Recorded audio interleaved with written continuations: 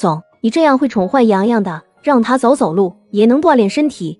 洋洋才多大，不要让他走那么多，累坏了。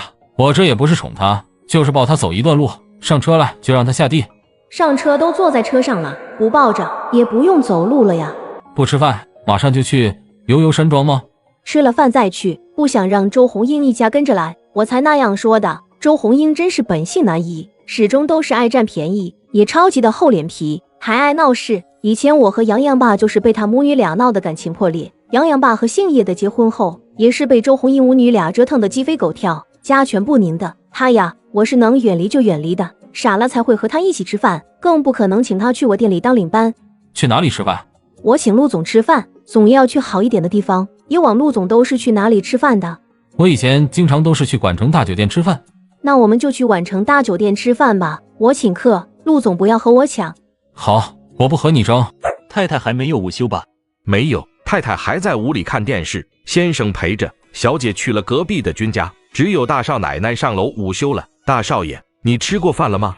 我在外面吃了，你去隔壁请小姐和居五少回来。好。无痕，查清楚了吗？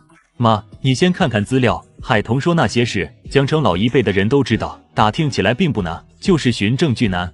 商太太把那些凤家人的资料一份一份的看完。现任凤家主害死长姐和妹妹的事，都是谣传吗？江城老一辈的人都说是他害死了他的长姐和妹妹，但是那些人也没有证据，毕竟当时凤家主一家人都死了，娘家人就是现任凤家主。虽说装模作样的调查一番，公布于众的结果却是意外。其他人就算觉得是现任凤家主害死了长姐和妹妹，因为不是上任凤家主的亲人，也就嘴上讨论讨论，并不会去追查真相。现在事情都过去了几十年，想追查真相那是难上加难。慢慢查，只要是他做的，总有一天会露出破绽。妈相信天网恢恢，疏而不漏。商太太总觉得太凑巧，主要是他小姨也是死于车祸，儿子整理出来的上任凤家主的死因，他小姨是收到了他父母家人出车祸，开着车赶往车祸现场，结果在半路上也出了车祸。无痕，这件事妈和你爸慢慢去查，我们俩现在退休在家里也闲着，这是与妈身世有关的事，妈肯定要查得清清楚楚的。妈，我们也可以帮你的。你管着公司，阿金又怀着身孕，需要你照顾。妈虽然退休了，其实妈也没有老到走不了路。妈相信，只要我们不放弃，总能查清楚当年事。商太太话音刚落，商小飞和君然就匆匆的进来了。妈，大哥，出什么事了？没事，你大哥调查了一下江城凤氏家族一些人，整理好了一些资料拿回来让妈看看而已。你不是在君然那边吗？装修怎么样了？大哥让管家去通知我和君然回来，我以为出了什么事，就赶紧和君然回来了。这样呀，我说你们俩怎么一起回来了？装修还没有装修好，我也不着急，让他们慢慢来，只要质量好就行了。装修是一件很麻烦的事，你是里里外外都重新装修，连院子里的布景都要重新弄的，需要的时间是长了点。大哥调查的资料怎么样了？是只查了一下凤家的个人资料，外公外婆的死因只是老一辈嘴上说出来的，确实没有人手里有证据，大家都是怀疑猜测。事情过去了几十年，我们现在去追查外公外婆的死因，希望并不大，除非有知情者，还得是知情人手里有证据才行，否则我们只能把外公外婆的死因当成谣言，拿现任家主没有办法。妈是不是凤家的人？这个好办，只要妈去一趟江城，和现任凤家的家主做一次血缘关系鉴定，就可以确定妈是不是凤氏家族的人。真的是一点证据都寻不到吗？目前是找不到，可能是时间太短的原因吧，慢慢找，或许能找到一点，但是希望不会太大，毕竟过去了几十年，就算有漏洞，也会被人家堵上，抹干净痕迹，说不定所有知情人都死了呢。小飞，这件事你们不用操心，妈有时间，妈会慢慢去找证据，只要她做过，总有一天能找到证据的。阿姨，我可以跟我大哥说一声，让我大嫂的娘家兄弟帮忙调查一下。需要的时候我会跟你们说的。等会儿我就打电话跟我大哥说一声。君然觉得这是一个表现的机会，此时管家走了进来。太太，苏少主来了，又给小姐送来了花束、珠宝，还有其他礼物，是苏少主一个人来的。太太，要让苏少主进来吗？请苏少主进来吧，以后总有求到人家的地方，不能把他拒之门外。咦，人这么齐啊，不会是知道我过来，特意在等着我吧？苏少主今天怎么有空过来？哎，别提了，我本来今天是没事干的，可以在家里过一个轻松的周末假，结果从我睁开眼就遭到了我爸的唐僧念经，让我去见一见他帮我筛选出来的女孩子，看看我有没有反应。真的是唐僧念经，念得我头发晕，念得我头痛，念得我落荒而逃。哎，都是战奶奶害了我呀！我想战奶奶也是被你爸烦得没有办法，才会推了个大师出来安抚你爸。苏少主，你被你爸唐僧念经是件值得同情的事，但是你别把你的不爽转移到我这里来呀。苏少主送给我的礼物我都没有动过，苏少主今天过来了，要不全都带回去。你要是不喜欢就送给别人，或者扔了都可以，千万别退回我家里去，让我爸知道了，他做出什么事来我不保证哈。商小姐、君武少，你们也不用管我做什么，你们俩该恋爱就恋爱，该分手就分手，我无所谓的。苏少主，我哪里得罪了你？你给我说个清楚明白，让我死也能死的瞑目呀。你没得罪我，我就是看你有点顺眼了。以前总觉得商小姐你任性野蛮，大家都说你是个坏女人，我也没有去了解过你，还真以为你就是那样的人，毕竟说你不好的人太多了。现在了解后，觉得那些人就是嫉妒商小姐呢，他们是故意抹黑你的，因为你过得很潇洒。我不想要你的认可，不想要你的夸奖，只想让你有多远走多远。苏少主看了看那个文件袋，商太太留意到他的眼神后，也没有隐瞒。苏少主，有件事想请你帮帮忙。商太太不用那么客气，有事需要帮忙尽管跟我说一声，我能帮得上的一定会帮的。最近老是叨扰了商小姐，其实我内心也过意不去，能帮到商太太的忙，我内心也能好过点。商太太便把自己的身世以及怀疑父母家人是死于非命的事情告诉了苏少主。打扰大家了，我还是走吧。苏少主这是不打算帮忙了。商太太，不是我不想帮忙，而是过去了几十年，现在你才去寻找证据，这是一件非常棘手的事，就算去查也未必能查到，做这件事的人也不可能留下痕迹，哪怕当年留下了痕迹，也会被岁月淹没，知情人估计也死了个精光。这件事真不是我不想帮，是很难帮，我怕我答应了，到最后又交不出有用的信息，辜负了商太太的期望。苏少主，你都查不到吗？你们苏家干这一行不是最厉害的吗？你们称第二都没有人敢称第一的了。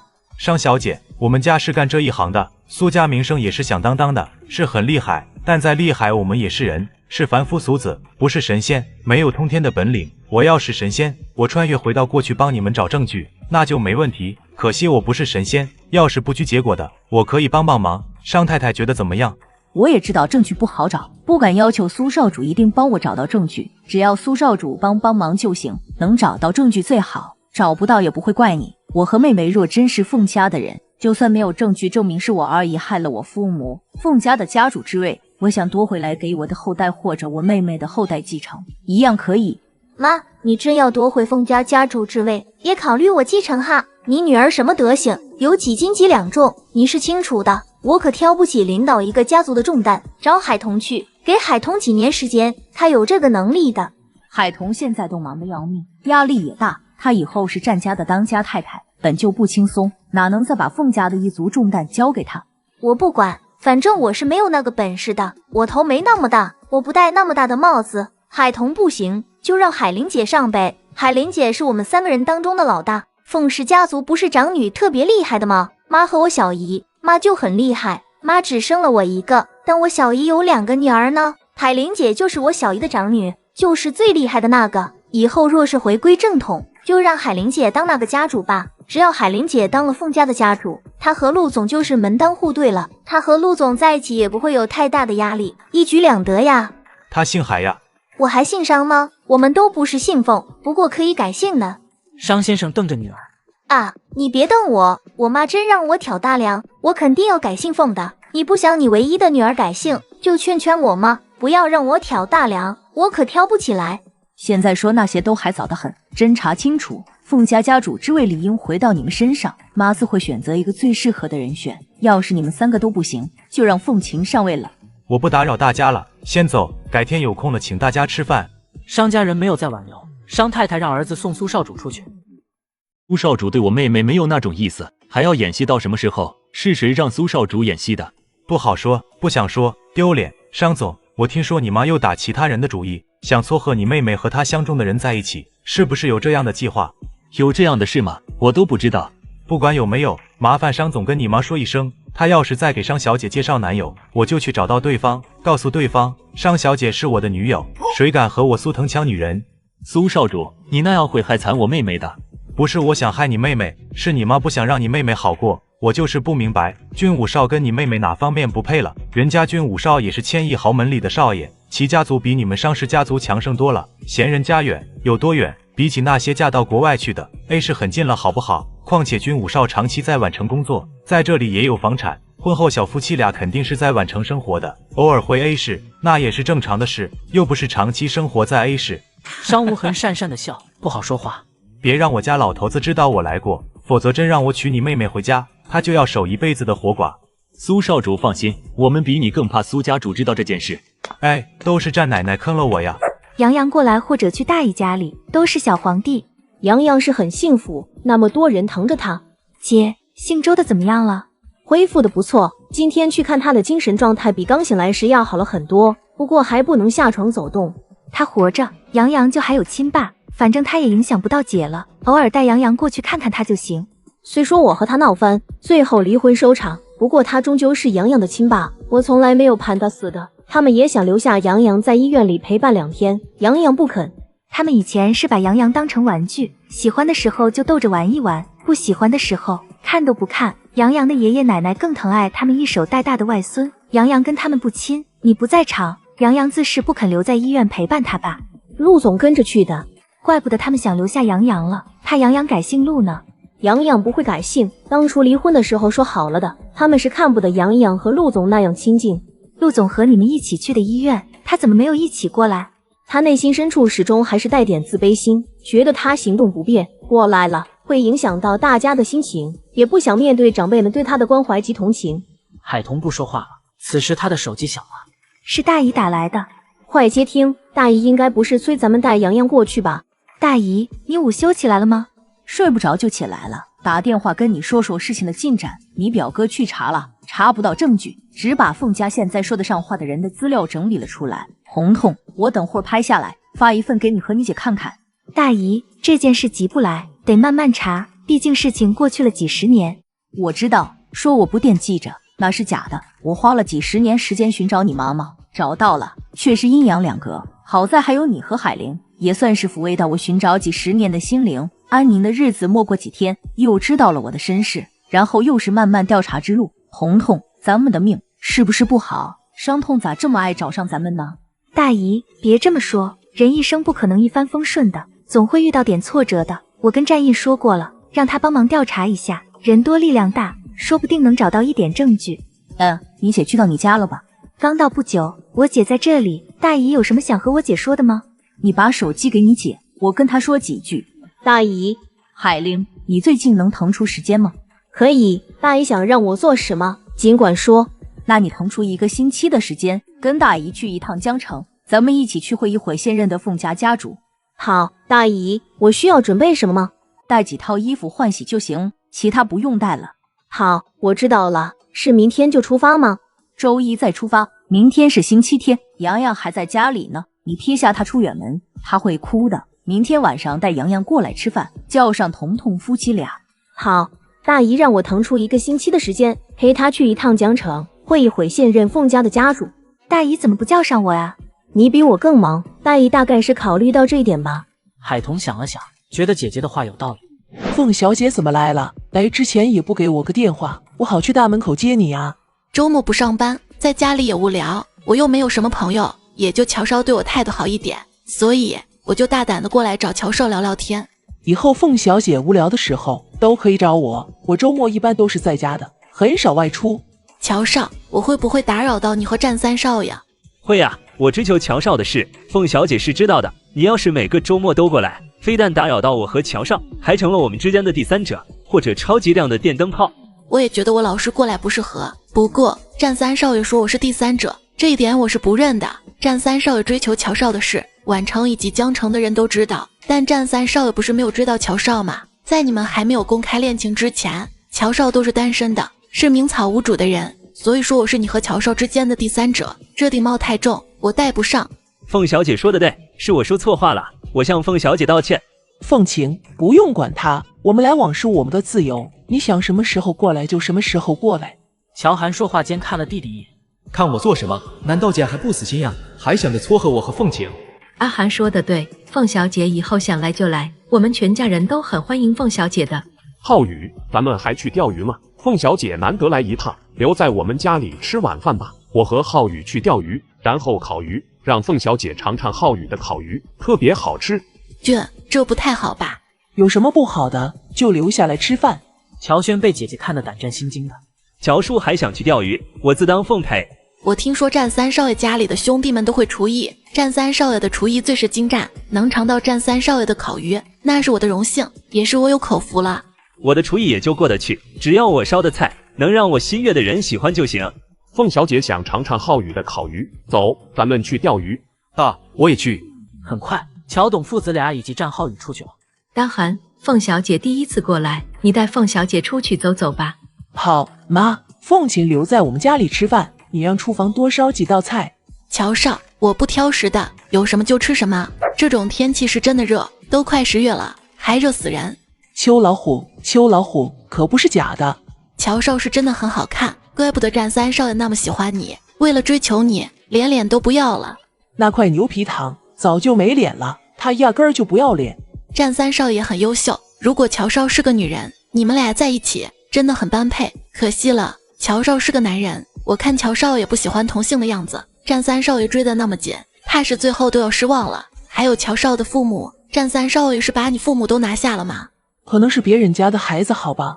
我能理解乔少，我妈也是这样的，总说谁家的女儿多优秀，嫌弃我笨，骂我是烂泥扶不上墙。我妈还总拿我和凤若比，说凤若比我多优秀，要不是凤氏祖先留下来的铁规矩，她是不会培养我当接班人的。反正就是各种嫌弃吧。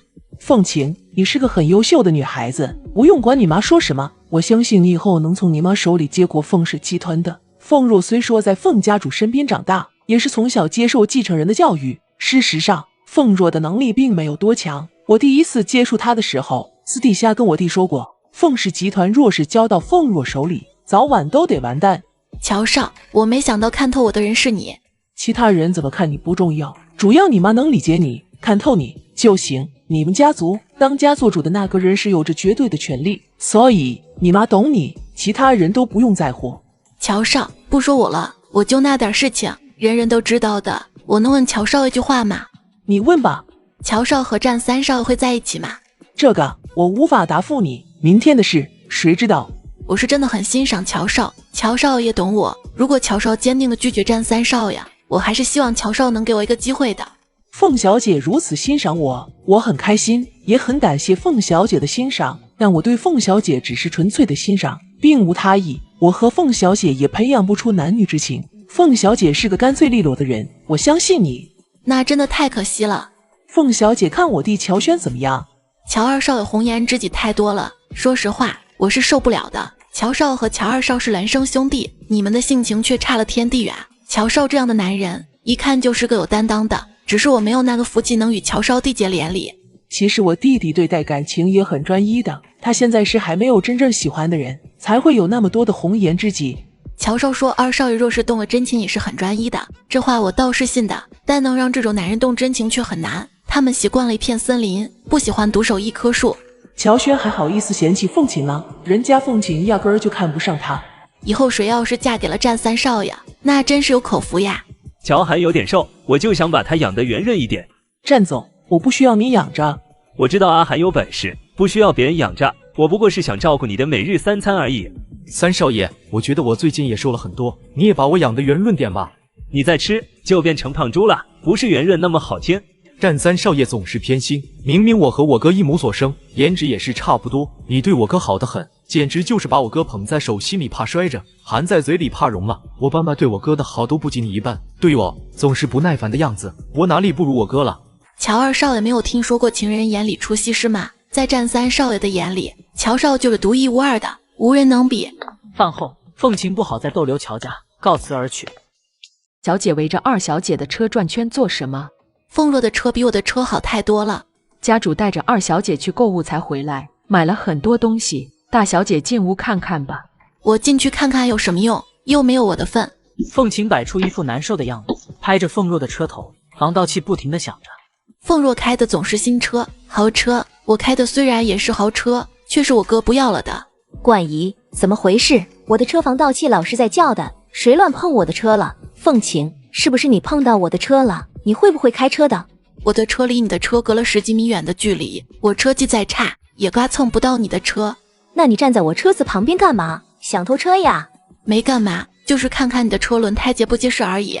说着，凤晴踢了几脚车胎，又引起防盗器乱叫。凤晴，踢坏我的车，你赔得起吗？我赔不起，我没有你那么多的零花钱，爸妈哥哥嫂子都疼你，都给你钱，我不如你富有，行了吧？凤晴说完，委屈地跑进屋里去。凤若傻了傻眼，在家里总能把她噎得死死的凤晴，居然委屈了。难道他这是要去找母亲大人告状？凤若连忙小跑进屋。凤若进屋的时候，看到了凤晴坐在了母亲的身边，正在说着什么。看到她进来了，凤晴就不说话了。妈，你别听凤晴胡说八道，我又没有怎么她，是她乱踢乱拍我的车子，导致我的车子响个不停，我就是说了她2句而已。原来是这样呀，凤晴又没说什么。凤晴不是向妈告状的吗？她刚才一脸委屈样摆给谁看呀？你大姐没有告你的状，她是一脸委屈进来了，不过是委屈她开的车都是旧车，没有一辆新车，说你的车比她的好太多。阿晴，明天就让你妹妹陪你去车行买辆新车，你想买哪一辆就买那一辆，不要说我偏心你妹妹。妈，她的车虽说不是新车，但咱们家车库里的车哪一辆就到哪里去，有的给她开就可以了，还要换新车，换了新车，万一她车技不好，横冲直撞的，撞了人怎么办？乡下人做事可粗鲁了。我是在乡下长大，不过我现在不是乡下人了，因为我回到我亲生父母的身边，反而是你，凤若，你的户口什么时候迁出去，迁回你亲生父母那边，当一个粗鲁的乡下人？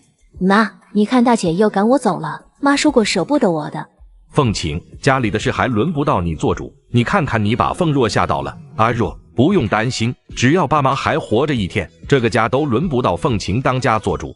凤晴，你在兄妹当中排行最小的，怎么轮也轮不到你来话事呀？怎么就轮不到我来话事？我好歹是咱们凤氏家族的少主，以后是要成为家主的人，这个家族不是家主说了算吗？难道是你们说了算？爸，你有权利说了算吗？哥，你又有权利吗？嫂子就更不用说了，在我们家族来说，你是外人而已。凤晴反驳的他们脸色巨变，却一句话都说不出来。好了，我还在喘气呢，你们吵什么？我既然答应了给凤晴换新车，就不会反悔。你们有意见的都给我印回去。不管怎么说，凤晴也是咱们家族的少主，整天开辆旧车也是丢脸。她现在代表的是我们凤家，她丢脸，凤家也丢脸。给凤晴换车，我是为了我们凤家的颜面。凤若，明天你就陪着凤晴去买车。凤晴，你看中什么车，跟妈说一声就行，妈会派人过去给钱。谢谢妈。你今天下午去哪里了？一个下午都不见人影，又现在才回家。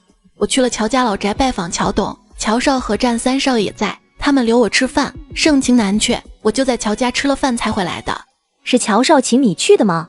我自己去的，我都说了我去拜访一下乔董，并不是冲着乔少去的。我以后总要和那些大佬们常打交道的，周末有空的时候去拜访拜访，在大佬面前混个脸熟，对我们凤氏集团的未来也有好处。我跟乔太太相谈甚欢，聊着聊着，时间就过去了。战三少爷和乔董去钓鱼，又烤鱼吃，他们才会留我吃饭。你到底是去拜访乔董，还是冲着乔少去的？凤晴，乔少那样的人中龙凤是不可能成为我们凤家的上门女婿的。爸劝你，最好还是死了那条心。我没有想过要招乔少当上门女婿，而且我说得很明白，我是去拜访乔董，不过是周末，乔少也在家里而已。爸倒是不用担心我会为了乔少疯狂，还是担心你的宝贝女儿吧，她才是为乔少疯狂的那一个。凤若，你和凤晴不一样，你可以放心大胆地追求乔少，爸支持你。乔少那么优秀的男人，你若是攻下来了，你妈都会很开心的。凤若，妈也说过，你可以自由追求你的真爱。乔少和凤若那是郎才女貌。妈，我看乔董夫妻俩很喜欢战三少爷，战三少爷在乔家的待遇如同女婿一般。凤晴一句话，又让屋里的人集体噤声。我今天陪着乔太太聊天，乔太太又带着我在他们家院子里逛了几圈，挺累的。妈，我先上楼去休息。去吧。妈，你说乔少会不会被战三少爷攻陷？乔少那么好的男人，要是那样我会心痛死的。这种事我们外人说不准，得看乔少怎么想。他若是真的喜欢战浩宇，愿意打破世俗和战浩宇在一起，谁也无法把乔少拉回来。浩宇，你刚才带着阿涵去哪里了？天气太热，带阿涵去游泳了。我丰泽酒店顶楼有个游泳池，被我清了场，阿涵可以放心的享受清凉。阿涵下水了吗？一开始没有下水，站在池边看着我游泳。后来我说他不下水就白去的，他想了好一会儿才下水的。我给他准备了女装，但他不肯换上。没有看到阿涵穿女装时的倾国倾城。你不用看我，我和我哥做了20几年的兄弟，现在叫他哥都叫习惯了。反正我是没有见过我哥穿女装的样子，问我爸妈吧，看他们有没有印象。阿涵打小就当男儿来养，他以前的衣服都和阿炫的一样的，没有穿过女孩子的衣服。以前觉得女儿当儿子来养，如同养了2个儿子一样，挺好玩的。好玩是好玩，玩得过火了，收不了场。要是我哥一直不想穿女装，将来和浩宇结婚都是男人打扮，那婚米就轰动了。哈哈，浩宇，你和我姐有没有一点实质性的进展？乔杉，我虽然脸皮厚，你姐总是骂我不要脸，其实我是个正人君子。你姐不愿意，我绝对不会勉强她的。我以为你和我姐能有点实质性的进展呢。你自己思想不好，不要把浩宇也当成那样的人。浩宇是正人君子，我和你妈看人的眼光还是很好的。爸，我也是正人君子，好不好？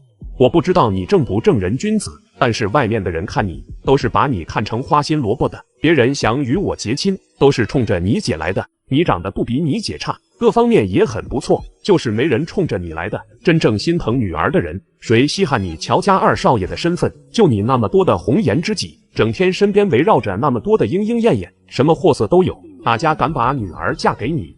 你若有喜欢的，就定下来，不要再游戏花丛了，坏了名声，以后都不好娶老婆。还有，不要哄一个女星，你就去追星，就和人家来往密切，闹出绯闻来，你又说是红颜知己，男女之间就那点事，你以为你说是红颜知己，人家信你，讨不到老婆也是你活该。我真的是把他们当成红颜知己的呀。你说谁信你？你出去打听打听，你乔2少爷是什么名声？花心萝卜，见一个爱一个。乔杉，清者自清，等你遇到一个明知道你那么多红颜知己，还是对你死心塌地的女孩子，就要珍惜了，因为她是真的爱惨了你。我真的浑身是嘴也说不清，我也休息去了，郁闷。说他几句还不承认，不乐意了。乔叔，大姨，很晚了，你们也去休息吧，这里我收拾一下就行。浩宇，客房给你收拾好的了，你等会儿自己回房休息，晚安。乔董跟准女婿说了声，就和妻子一起回屋里去。战浩宇美滋滋的，乔涵在窗前把这一切都看在眼里。虽然不知道父母弟弟和战浩宇说了什么，但知道肯定还是与他有关的。千，再陪陪我好吗？放手，你过界了。千，我长得不好看吗？今晚看在你是第1次犯错，饶了你。再有下次，把你的手剁下来喂狗。想要钱，乖乖听我的安排。段芊芊进屋看到父亲铁青着脸坐在沙发上，她顿住了脚步。站在那里做什么？还不过来！爸，你什么时候回来的？也不提前说一声。爸，你怎么了？脸色那么难看，谁惹你生气了？告诉我，我替你出气去。爸，你这次出差时间太久了，我和妈都很想你。你出差回来也累了吧？早点休息，明天一早我起来给你们准备早餐。你今天一整天都去了哪里？忙公司的事啊，爸不在公司里，我天天都忙得像拉磨的驴，累死了。段太太咳了几声，提醒女儿今天是周末。段总看向太太，我可能感冒了，有点咳。你少在这里给女儿暗示这暗示那了，她都不知道自己错在哪里。爸，我错在哪里？我做错什么了？你花钱请了一个身形和战少很像的男人陪着你，你要把他当成战少的替身。爸可以理解，那个男人的身形是很像战少，但你和那个男人拍了亲密照，寄给战家大少奶奶是什么意思？你不要脸，我和你妈还要脸呢。天下的男人死光了，你非要去抢别人的老公。老段，你说芊芊做什么了？她当别人婚姻里的小三。妈，我没有，我只是……爸，你怎么知道这些的？是不是段琪告诉爸的？爸，他是想离间咱们父女俩的关系，想让爸将我赶出段氏集团，他好上位。你千万别被他骗了。少扯到段琪身上，他没在爸面前说过你半句坏话，是你做出来的好事情。人家战印直接将你寄给海通的相片拍下来发给我，像我告你的状，让我管好你。你自己心思不正，总想着赶段琪出公司，就把段琪也看成和你一样的人。我的老脸都被你丢尽了，我怎么就生了你这种不要脸的女儿？爸，我没有寄相片给海彤。你还不承认？苏总都调查清楚了，战印身边都有什么人，你不知道吗？在他面前玩阴招，你以为你玩得过？你以为你能瞒得过他？我也不是今晚才回来，我早就回来了，没回家，那是在暗处看着你的一举一动。你和那个替身私底下做什么？爸都亲眼所见，战印没有冤枉你，爸也没有冤枉你。爸，我就是喜欢战印，就想嫁他。他有老婆，把他老婆赶走便是。我就不信海童能一直相信战印，等我找到与战印有几分相似的男人了。啪的一声，段总忍无可忍，段芊芊不敢置信地看着父亲。你好好说不行，非要动手打芊芊。现在我是打你，不能把你打醒的话，你以后就不要再进段氏集团。我不会把段氏集团交给一个会为公司带来灭顶之灾的人手里，哪怕这个人是我唯一的孩子。段芊芊，我还是那句话，死了那条心，我的女儿必须得三观正。你那个替身，你趁早把他赶走。若是让我知道你还和他一起拍什么相片寄给战大少奶奶，我会冻结你的银行卡。我说得出做得到，你不相信的话，尽管可以试试，看我会不会把你赶出段氏集团，看我会不会把段氏集团交给段琦。说完，段总抬脚就往屋外走去。老段，你去哪里？老段，都这么晚了，你还要出去？段太太追出屋来，好好劝劝你的女儿，她是想继续当小三，背负一辈子的骂名，还是保留现状？她想清楚了再跟我说，没想清楚，没做好决定，不要联系我，我就当没有这个女儿了。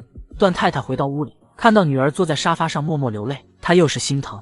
芊芊，从小大妈是怎么教你的？你怎么能做出这样的事情来？芊芊，你是个很优秀的女孩子，在我们这里，你这样的条件，没有几个人能比得过你的。妈也知道你心高气傲，一般的男人你还看不上。若是战少单身，你追求他，我和你爸举双手双脚赞成。可是他结婚了，你就不要再想着，赶紧死了那条心。妈和你爸一辈子恩恩爱爱的，最看不惯的就是小三了。妈可不希望你去当小三。妈，我就是喜欢战印，怎么办？我一见他就迷上了。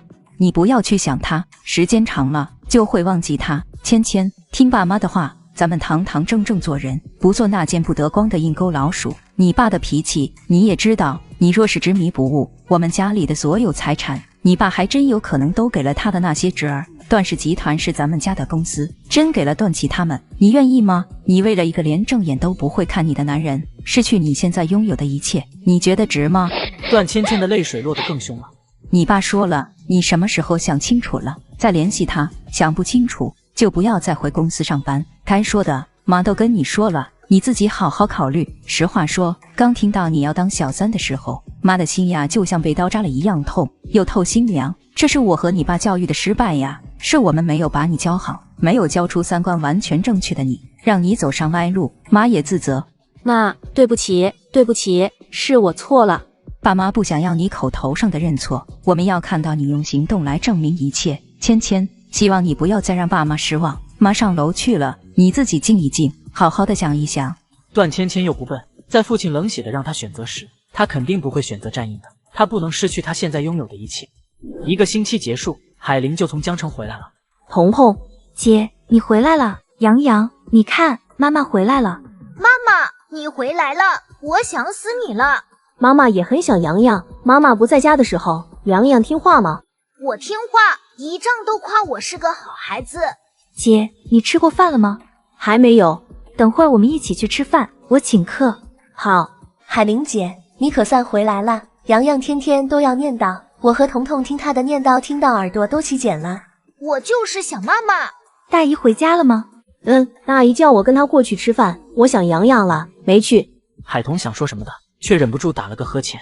小姨很困，每天晚上我睡着了，小姨都还没睡，然后经常打呵欠。彤彤，你要注意身体，身体好才是最重要的。姐，我会注意的，就是最近睡眠质量不是很好，白天才会老想打瞌睡，中午都不敢午休，一躺下就想睡个地老天荒的。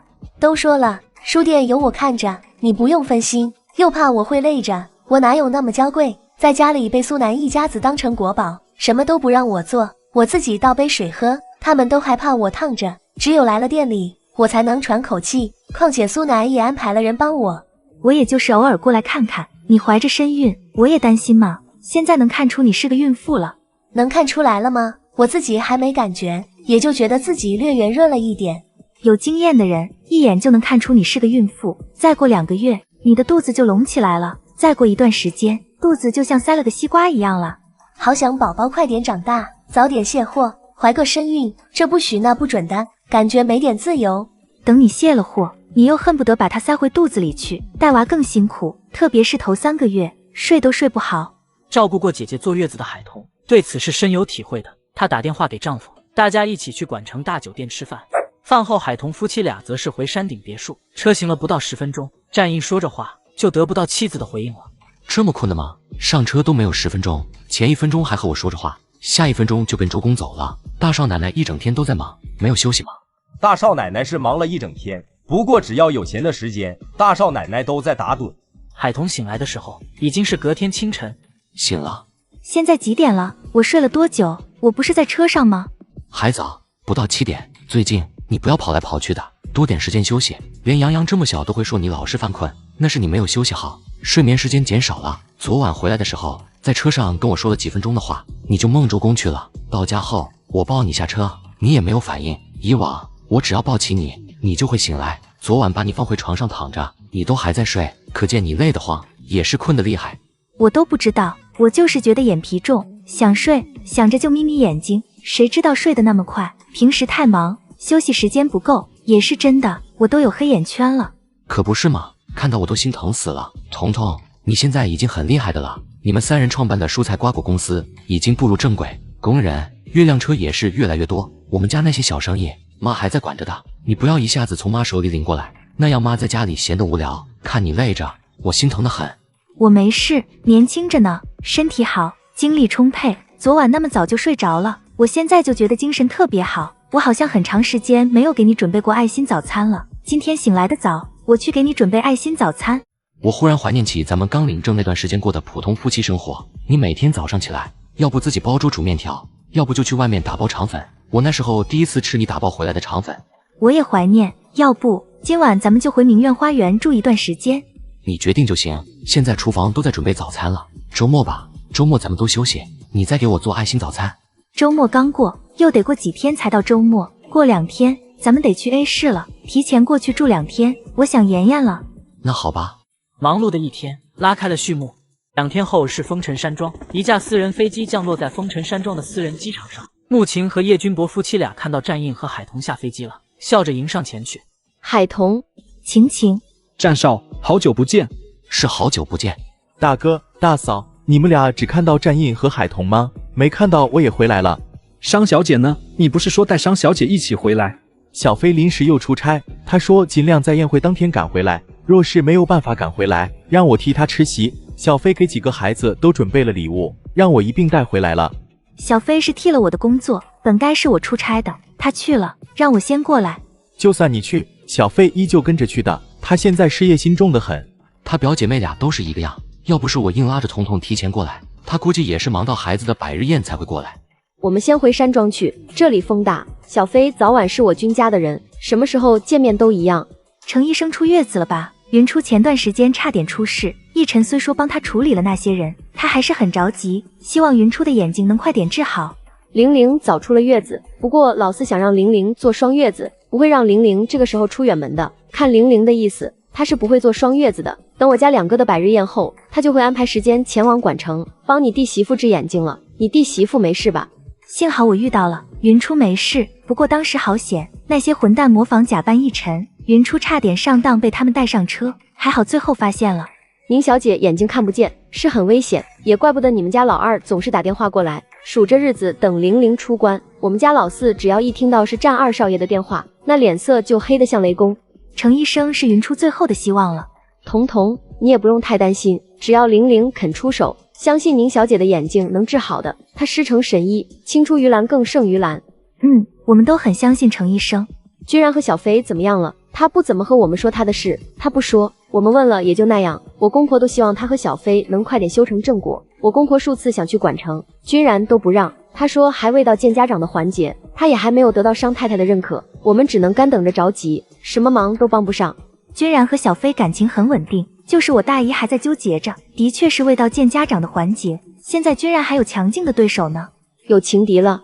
我大姨不想让小飞嫁得太远，不就在本市挑了几个青年才俊，想着撮合小飞和他们中的一个，这让君然很紧张。他和小飞估计还得磨一阵子才能修成正果。就一个女儿的时候，是舍不得女儿远嫁，就算女儿多，为人父母的也是舍不得女儿远嫁的。都说女人在婚姻里要想过得好，要么是自己足够强大，要么就是娘家够强大。我现在也有女儿，也只有一个，将来妍妍要是嫁到外地去，我肯定也舍不得。君伯就更不用说了，他是女儿如同眼珠子，爱得不行。龙庭还有欧阳的儿子，他现在都防着呢。龙庭也就3岁大的孩子，懂什么呀？杨希的儿子和你们家2个还是同岁的，现在只会吃了睡，睡了吃。君伯就是那样防着呀。他说他好不容易养了棵小白菜，可得看牢一点，只要哪家的猪有拱他家白菜的嫌疑，马上扼杀在摇篮里，不让别人家的儿子有这个想法。理解，我完全能理解。换成我家战印呀，呵呵，他比你家那位更厉害。不说战印，就是他们整个家族都会看得牢牢的。咱们俩入的婆家都是差不多的。这一次过来多待几天。是有这个打算。彤彤很喜欢2个孩子。你们俩还没有动静吗？神医老先生在回来的路上，要不要让老先生帮你们夫妻俩把脉，检查检查？我不着急，我家彤彤急，他平时就是靠着忙碌的工作来避免想孩子的事。若是愿意，等老先生过来了，就让他帮你们夫妻俩把脉。战印不说话，他坚信夫妻俩没有问题。或者再等等吧，以后若想瞧瞧，我帮你联系老先生。彤彤，你没事吧？我也不知道，就是抱着妍妍的时候，闻到她身上的奶香味，我就觉得反胃、恶心想吐，这一吐得我难受死了，连黄疸水都吐出来了。以往我抱着妍妍，闻着她身上的香味，还觉得特别好闻，从来没有想吐的感觉。今天不知道啥原因。你这会不会是孕吐？彤彤，你是不是怀上了？没有吧，我好像晴，我好像老朋友这个月还没有来。你肯定是怀上了，有些人刚怀上就会有早孕反应。彤彤，恭喜你。晴，我这还不知道是怀孕还是吃错东西呢，你先别恭喜我，万一空欢喜一场。以我过来人的经验以及直觉来看，你肯定是怀上了。玲是医生，让他给你把脉就知道了。我太太怎么了？也不知道怎么回事，战大少奶奶忽然吐了，我们大少奶奶担心，让我来请4少奶奶上楼去帮战大少奶奶瞧瞧。一落，战印就马上往楼上窜去。彤彤，你怎么了？我听说你吐了，怎么会吐的？是不是吃坏了肚子，还是吃错了东西？战少，你别太紧张，彤彤吃住都在我风尘山庄里，不可能吃坏肚子或者吃错东西的。彤彤会吐，可能是孕吐。孕吐？怎么会孕吐的？啪，孕吐！彤彤，是真的吗？我要当爸爸了吗？现在还没有确定，我就是刚才抱妍妍，闻到妍妍身上的奶香味，然后觉得恶心反胃，就吐了。晴他们说我这种情况10有8、9是孕吐，这不等程医生过来帮我把脉，还没有等到程医生，倒是等到你了。你别担心，我没其他事的。他们都是过来人，有经验，他们说你是怀孕就是怀孕了。程医生呢？程医生来了吗？我来了，怎么回事？玲，你快帮彤彤把脉，看她是不是怀上了。刚才她吐得很厉害，我觉得她是孕吐。程玲帮海童把脉的时候，大家都安静下来。是怀孕了，你们要是怕我把脉不准，可以去医院检查一下。谢谢程医生，我回去后就去医院检查一下。彤彤，我们要当爸爸妈妈了。彤彤，你怎么哭了？是不是不舒服？我是太开心了，激动的落泪。我也很开心，也激动的很。战印，我别哭，看到你掉泪，我心疼。你现在怀孕了，情绪不要起伏太大。我知道，我就是太激动了。这1年来，我承受了太大的压力，特别是小军后面结婚的都怀孕了，我就更加的着急。彤彤，别说了，我知道，我都知道的。对不起，是因为我，你才会有这么大的压力。彤彤，什么都别想，以后你就开开心心的，当个最美丽的妈妈。战印心急，也担心宴会上人太多，会碰到海童，他决定马上带海童回管城。君伯，彤彤刚怀上，需要休息，我想先带她回管城，改天有空了再约，也欢迎你们去管城做客。到。晴，你有空就带着宝宝去管城。一定，你和战少的婚礼也快了吧？到时候我夫妻俩一定过去喝喜酒。好，到时候见。夫妻俩是匆匆的离开风尘山庄的，谁知道他们走后不久，战一晨又来了。老战，你看阿印小时候多可爱啊！阿印小时候一点都不可爱，总是板着小脸，小年纪就严肃的像个小老头，逗他也不笑，还用看白痴的眼神看我。阿印小时候也不喜欢跟我们，他只要醒来就找他爷爷，要不就是找他奶奶。上幼儿园后，每天一回家就问爷爷奶奶在哪里，从来不问爸爸妈妈在哪里。在你嘴里，儿子就没有半点优点了？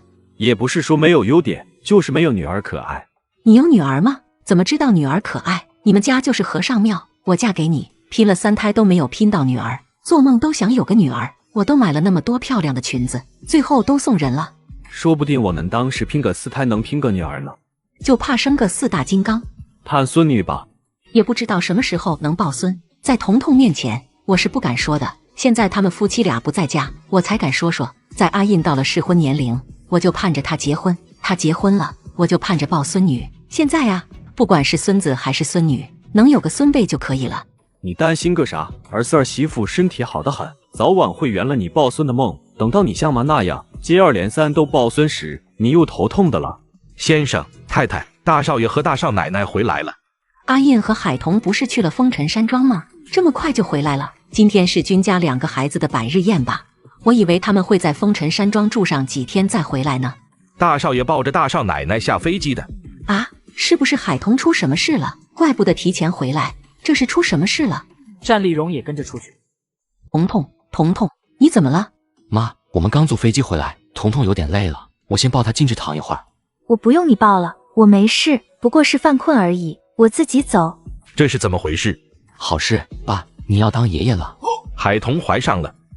在风尘山庄的时候，彤彤吐了，请了程医生把脉，程医生说彤彤怀孕了，我就赶紧带彤彤回来休息。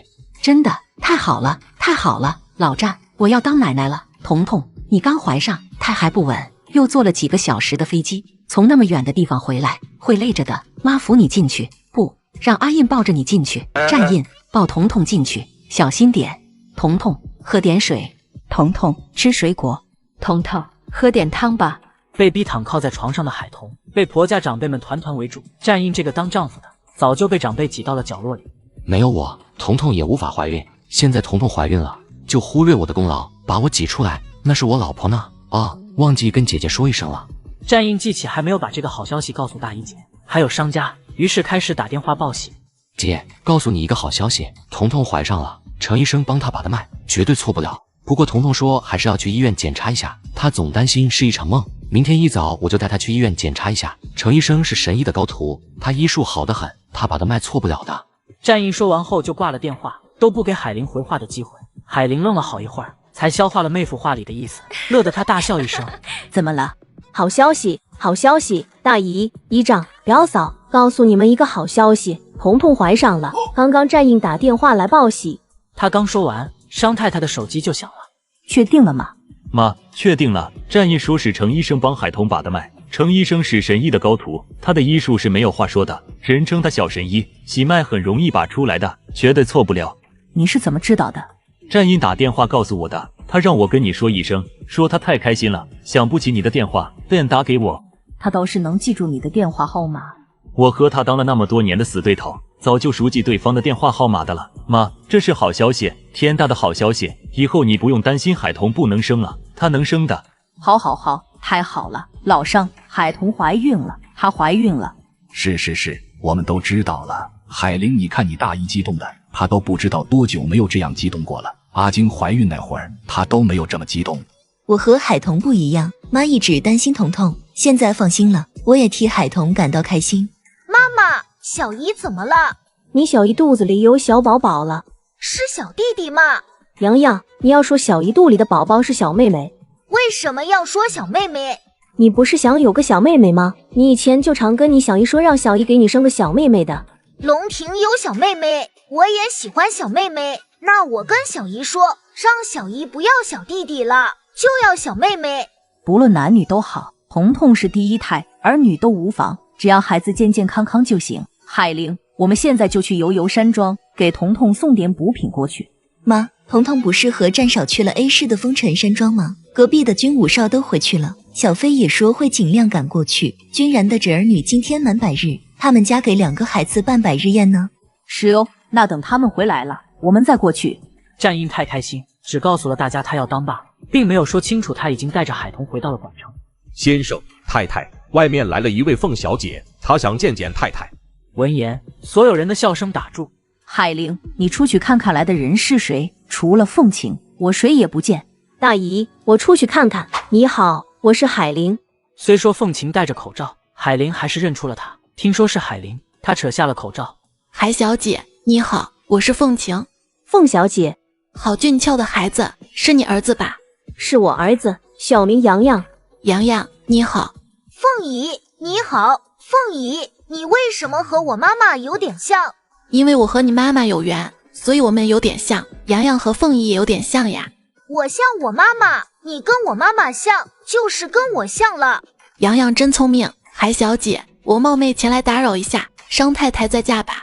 我大姨在屋里，凤小姐里面请。商太太，你好，我是凤晴，冒昧前来打扰一下。我与凤小姐初次见面，过往并无交集，亦无生意往来，不知道凤小姐来意事。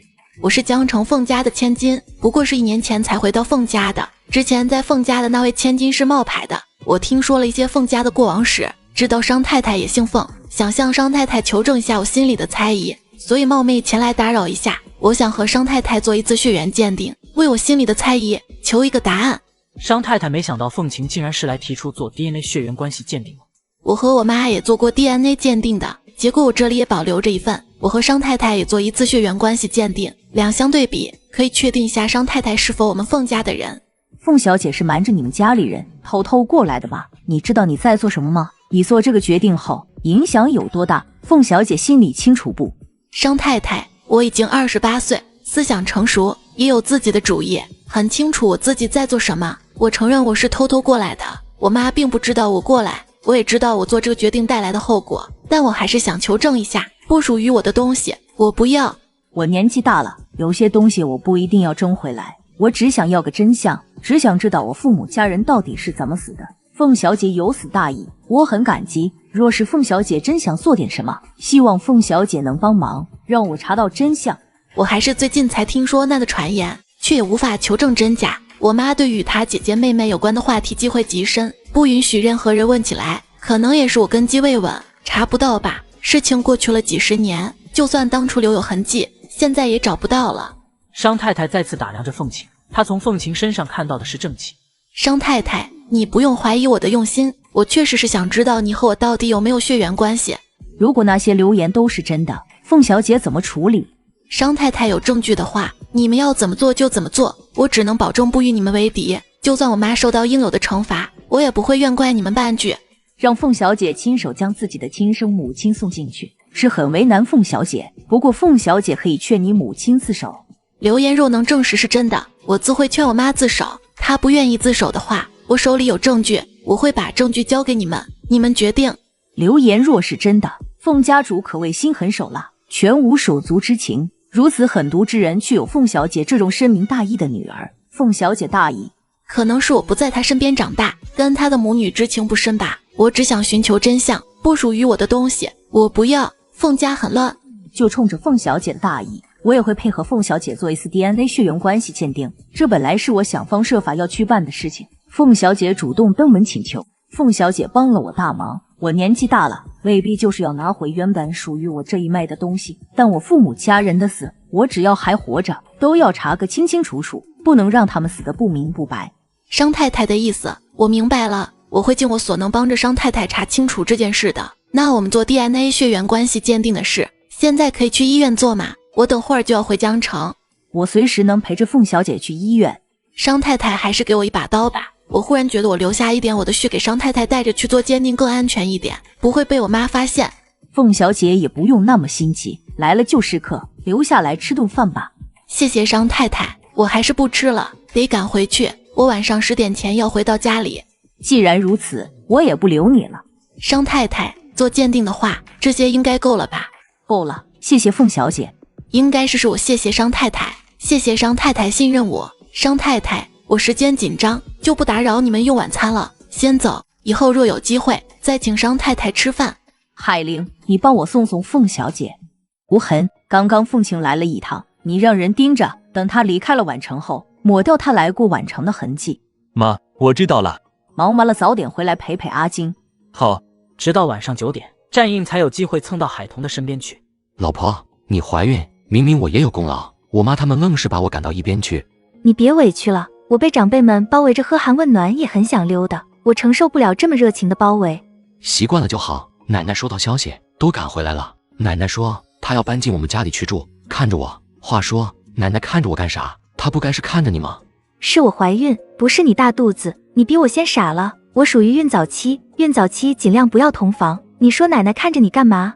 是哦，我要吃素了，所以说还是要过几年两人世界再要孩子好一点的。不过有了宝宝，我也乐意吃素，只要你和宝宝都好好的，我能忍的。彤彤，我很开心，很开心，开心的想跳起来。现在房里没有别人，你想跳起来的话，可以尽情的去跳，我保证不会告诉别人的。这么晚了，还是不跳了吧，怕闹得动静太大，被我妈知道了，骂我一顿。跟我姐还有大姨他们说了吗？都说了，我告诉了大姐和商无痕。大姨的手机号码我一下子想不起来，太开心了，只记得商无痕的电话，所以就告诉了商无痕。大姐没有来电话吗？我姐发信息问我了，我说是怀上了。我姐可能不知道我们回来了吧，让我注意休息。她在大姨那里，我欣喜若狂，一时间没有告诉大姐我们回管城了。姐肯定以为咱们还在风尘山庄。也好，咱们俩先自己偷着乐，让大家以为我们还在管城，不能到处说了，免得更多的人和我抢你。能说的人你都说了吧，还说不要到处说，你那欢喜的劲儿，恨不得嚷嚷的全世界都知道。我一时开心就打了一圈的电话，打给了谁我现在也不知道，不过能被我记住手机号码的人都是信得过的人。老婆，我真的太开心了。我也是，爸妈说明天就往我账户上转入2个亿，爸妈说这是给我的奖励，说我不怕怀孕以后的身材变形，也给他们添个孙辈，是你们占家的大功臣，非要给我奖励。咱们要孩子，不是一对夫妻最正常的事吗？彤彤，这是我们这些大家庭的习惯性，应该说是豪门的习惯性吧。不管是我们占家还是其他豪门，只要有小辈怀孕了，长辈都会大手笔赠送豪宅、豪车、昂贵的珠宝，甚至是私人飞机、私人游艇等。叔叔婶婶们也是给我钱，原来来钱最快的就是给你生娃啊。那是长辈们的表示，你接受便是，不用有心理负担。我爸妈他们的个人资产丰厚的很，花不完，一开心就拿来奖励小辈了。等咱们的宝宝出生了，若是个女儿，你身家直接超过10亿，奶奶还没有回来呢，奶奶的奖励才叫丰厚，你等着吧。我已经不知道还能说什么了，站印。老婆，我还是喜欢听你叫我老公。老公，我觉得我好像又饿了。你现在想吃什么？我下楼去给你弄。就想吃一碗汤河粉，加很多很多的酸菜以及花生。家里可能没有河粉。老公，要不咱们现在就回市区里逛夜市，吃宵夜。今晚我想回明苑花园里过夜。跟我想的一样。行，你想回市区吃汤河粉，我带你去吃。感觉咱们俩像在做贼一样。这个时间我还带着你回市区，被发现了肯定挨批的，咱们只能偷偷摸摸了。原来你也怕挨批啊？怕？怎么不怕？他们平时宠着我，这个时候不会宠着我的。老婆，你以后就是我们家里的国宝，团宠，以后你可得多多关照我，照着我。放心吧，我一定会照着你。老公，我身体很好，没什么事，我的工作继续，你可不能像苏总那样，这样不许我干，那样不许我干的，我会无聊死的。怀孕的时候其实也要多动一下的，不能天天都躺在床上，那样不利于分娩。明天去医院检查过，问过医生后再说。不过劳累的事情你不要再干。我能做什么劳累的事？不用上山，不用下地干活，不过是打理着我的小生意而已，顶多就是奔走的次数多一点。我也会注意自己的身体情况，若有不适肯定是先休息的。反正你能不像苏总那样什么都不让小军去做？沈小姐不是天天去书店上班吗？苏南哪里不给她做事了？你的意思是以后我也只能天天回书店上班吗？在我认识你的时候，你就是开着书店的，蔬菜瓜果的生意在管城的，你可以去打理。需要出差的话，尽量让商小飞去吧，他实在抽不开身。需要你去的话，跟我说一声，我陪着你去。好吧。老婆，好吃吗？酸菜好吃，是我想吃的味道。老板给你加了很多的酸菜了，我不吃都能闻到酸菜的那股酸味。酸菜好吃，一点酸味都没有，反而不好吃。看来你是喜欢吃酸的，老人家总是说酸儿辣女，女儿是不是没指望了？通过孕妇的口味来判断生男生女是不准的。我姐怀着杨洋的时候，她喜欢吃辣的，一顿没有辣的她都吃不下去。她婆婆和大姑姐那时候就嘀咕着，说她变得那么爱吃辣，肯定是生女儿的。结果你也看到了，杨洋是个货真价实的儿子，所以这个不准的，咱们也不用去猜测是儿子是女儿。在怀上的时候，是儿子是女儿就已经定的了。反正不管是儿子女儿，我都喜欢，都是咱们盼了1年才盼来的宝宝。我也是，不管儿女都喜欢，当然了，能生个女儿我会更加的开心。彤彤，你也不要有生女的压力，我奶奶、我妈他们都未能如愿生有女儿呢。我没有压力，你家里长辈也不会挑剔的，对他们来说，我能生就很好了。还要再来一碗吗？我还能吃得下第2碗，但是现在时间不早了，吃得太撑，睡不着，就不吃了。明天再来吃，我喜欢这一家的酸菜。明天我给你煮酸菜面条。好。要不要多多叶枫？明天还要上班呢。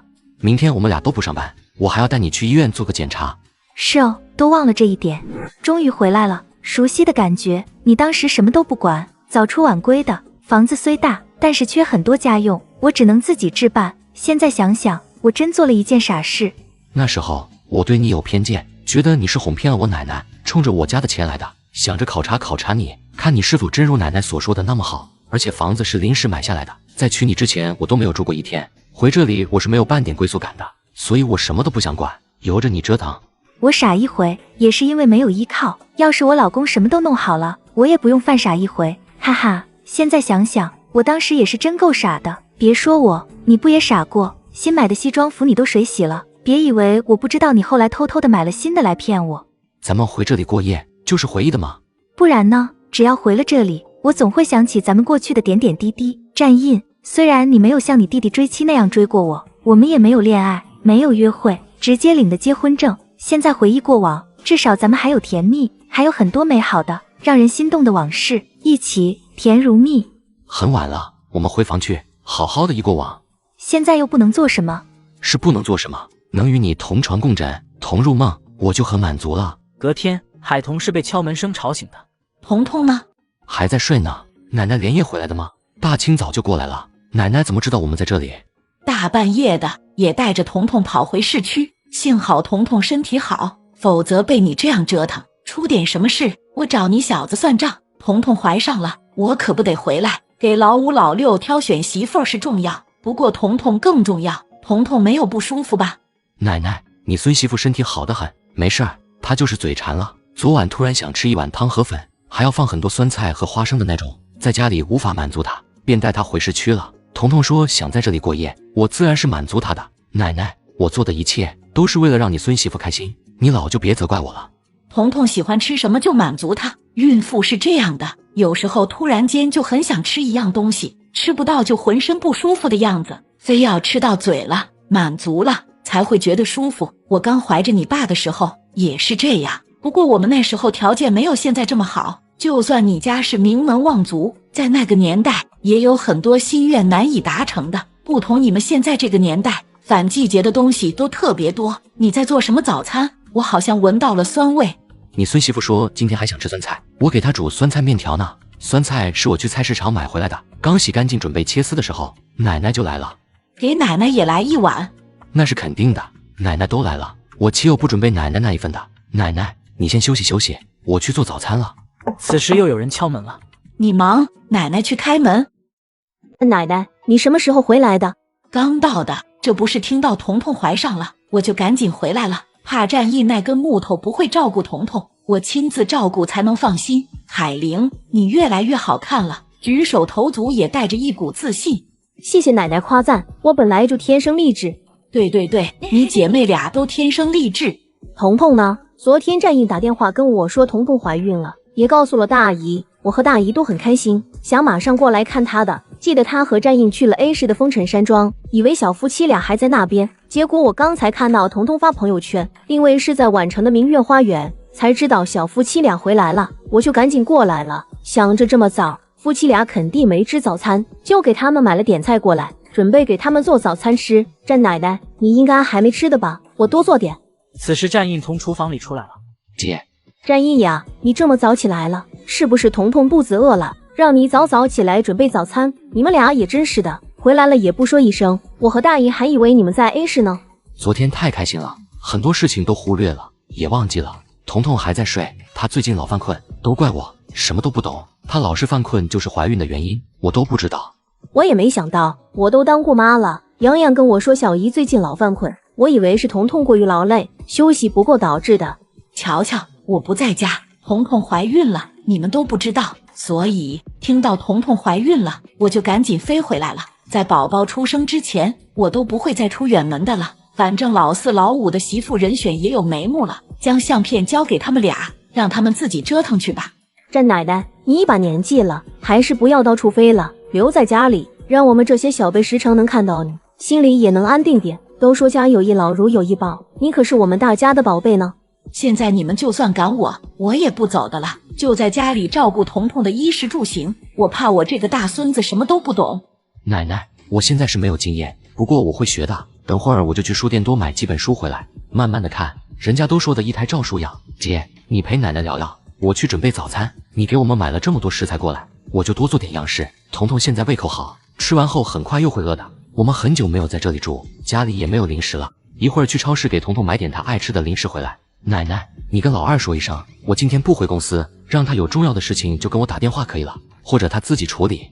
你们夫妻俩跑得太快，不知道老二随后就去了风尘山庄，他不在管城呢。程医生答应了老二，这一次跟着老二一起过来给云初治眼疾。我回来的真是时候，不仅长孙媳妇有喜了，二孙媳妇的眼睛也能治了。彤彤肚里的宝宝是个福星呀，公司的事你不用担心，你这2天陪着彤彤，让小的那几个历练一下，在自家公司里历练出来了，以后要单飞也有自信。海童本来还想再躺会儿的，听到老太太和自家姐姐的声音，她也不睡了。奶奶，姐，你们怎么知道我们在这里的？彤彤，来，让奶奶看看你，奶奶可想你了。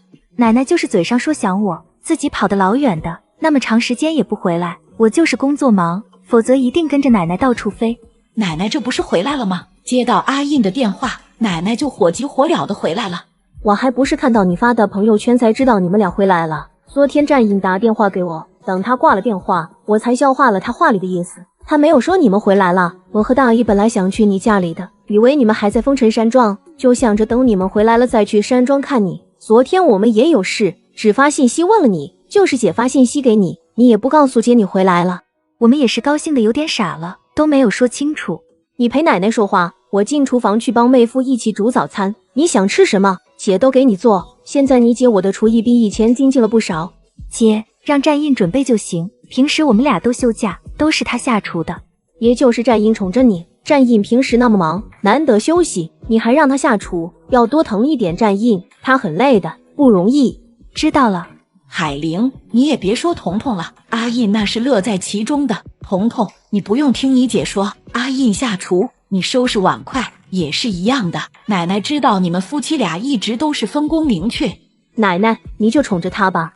我亲自挑的孙媳妇，我不宠她宠谁？彤彤就是我宠着的。彤彤就是被奶奶宠坏了。反正我大孙子不嫌弃彤彤，哈哈。海玲边笑边走，进了厨房。那个大师是很厉害的，奶奶说了，那不是安慰你们的话，看吧，这不应验了。是，那是真大师，没有2把刷子，奶奶也不信他。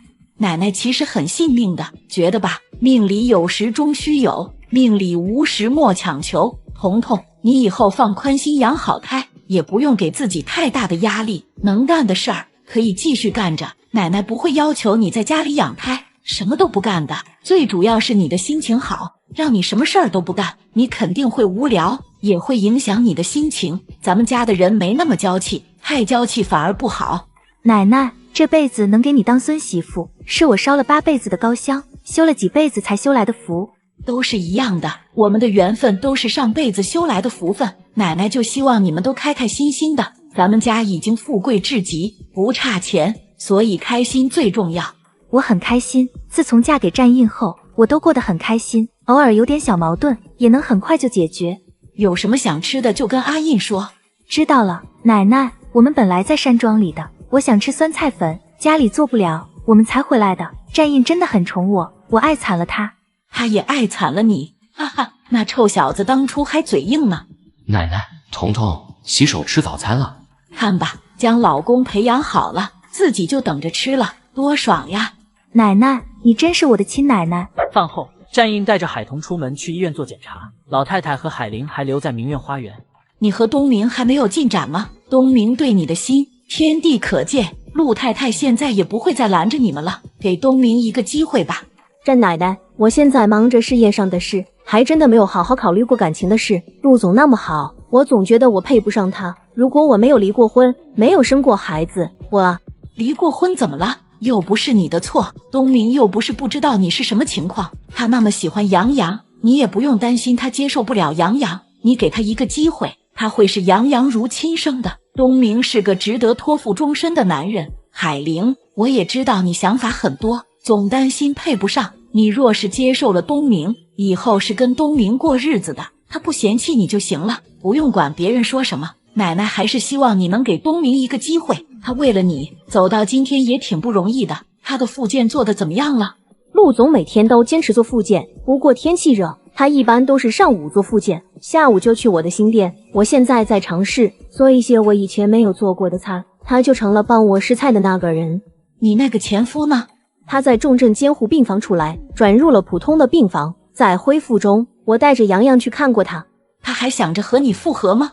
他后悔，但他没有说过与我复婚的事。他和叶佳妮还没有离婚，他家里人都希望他能离婚。听他的意思，他是不想离婚的。不过就算他离婚，我也不会与他复婚。他是洋洋的爸爸，我不会拦着父子俩见面，培养感情，但我绝对不会为了洋洋与他复婚。周家人老想着让他与我复婚，怎么可能复婚？心被伤透了，死了就不可能再回头。我就算余生不再嫁，也不可能与他复婚的。你能这样想，奶奶也能放心点，至少不用担心你会心软被周家人哄住了。我才不会傻到再与周红林复婚呢。如果他们过得比我好，他们会回头吗？不会，就让他和叶佳妮继续纠缠下去吧。考虑东明吧，他绝对不是周红林那样的男人。你要是和东明在一起，我们所有人都能放心。詹奶奶，我严重怀疑你一回来就先去了陆家，见了陆总。那你就是冤枉奶奶了。奶奶在疼东明，也是先顾着自己家的孩子。奶奶是看到阿印和彤彤那么幸福，成双成对的，希望你也能接受新的恋情，拥有新的幸福。海玲，人这一辈子也就短短的几十年，快乐最重要。奶奶，我对陆总没有偏见，但是我与他之间差距太大，就算他不嫌弃我，他妈妈也不阻拦了，我还是觉得自己配不起他的。他现在努力做复健，我努力创业，等他重新站起来，能像个正常人走路了，我想我也能靠着自己的努力，拥有了一定的财富，再与他一起，好歹我压力小一点，免得别人说我是为了他的钱，图他的身份地位。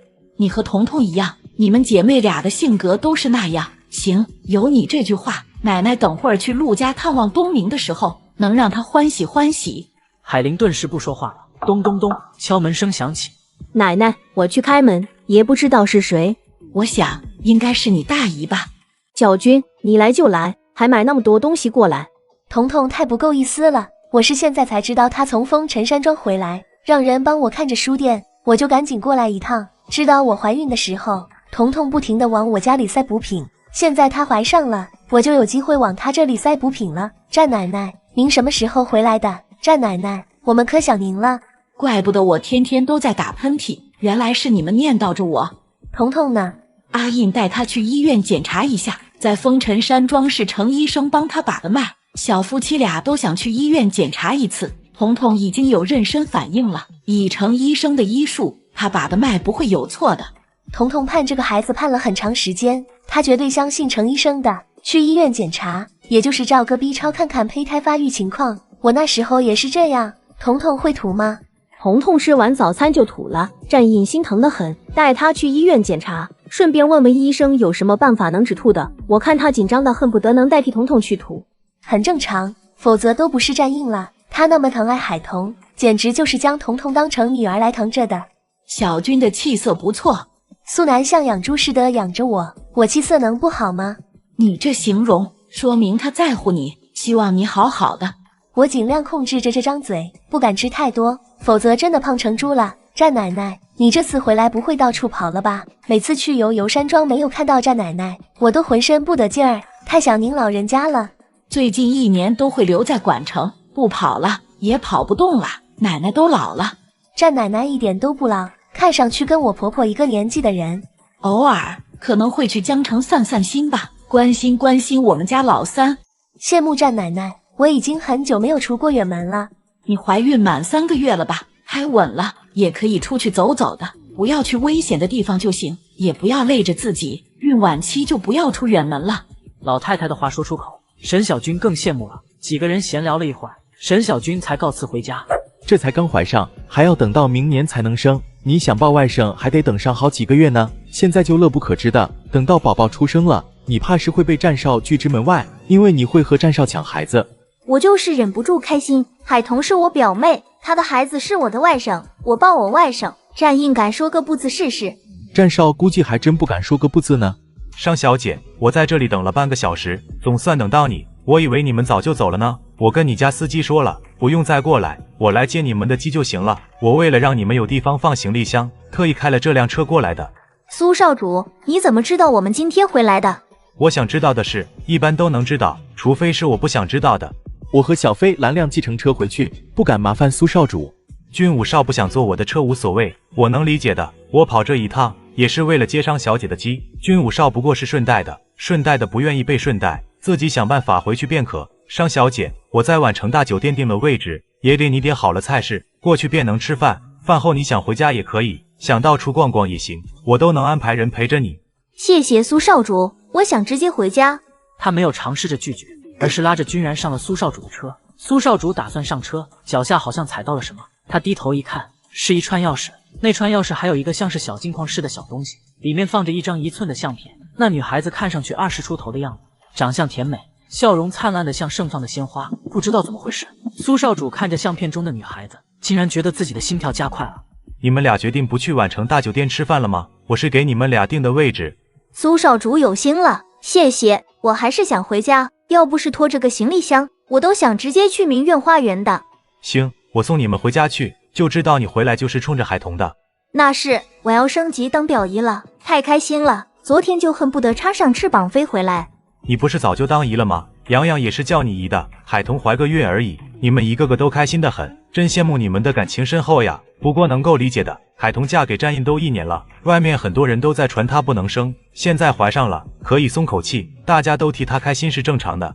苏少主以后若是能当爸爸，也会有很多人为你感到开心的。我若是有机会当爸爸，别人开不开心我不知道，但我家老头子肯定是最开心的。对了，当初战奶奶请来的大师帮战印和海童看过，说海童入秋后就会怀孕，是不是？是有这回事，不过是战奶奶为了安慰彤彤的，想让彤彤不要整天想着怀孕的事情。我觉得彤彤心理压力太大，如果战奶奶不那样说，她没有一点希望，都要抑郁了。别看彤彤看着很坚强，她也有崩溃的时候。现在倒是凑巧，入秋了，彤彤便怀上了。希望那位大师的嘴是开过光的吧，说话灵验，那样彤彤就是儿女双全。苏少主怎么忽然问起这个问题？就是忽然想起就忽然问了。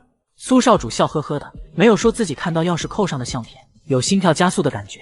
站在自家别墅门口，商小飞看着苏少主车子远去，都不知道他这样做是为了什么，到底是谁让他这样做的？能使得动苏少主的人不简单呀。以前想见苏少主一面，想都别想，现在经常能见到他，忽然觉得他也没有多神秘，和正常人没两样吗？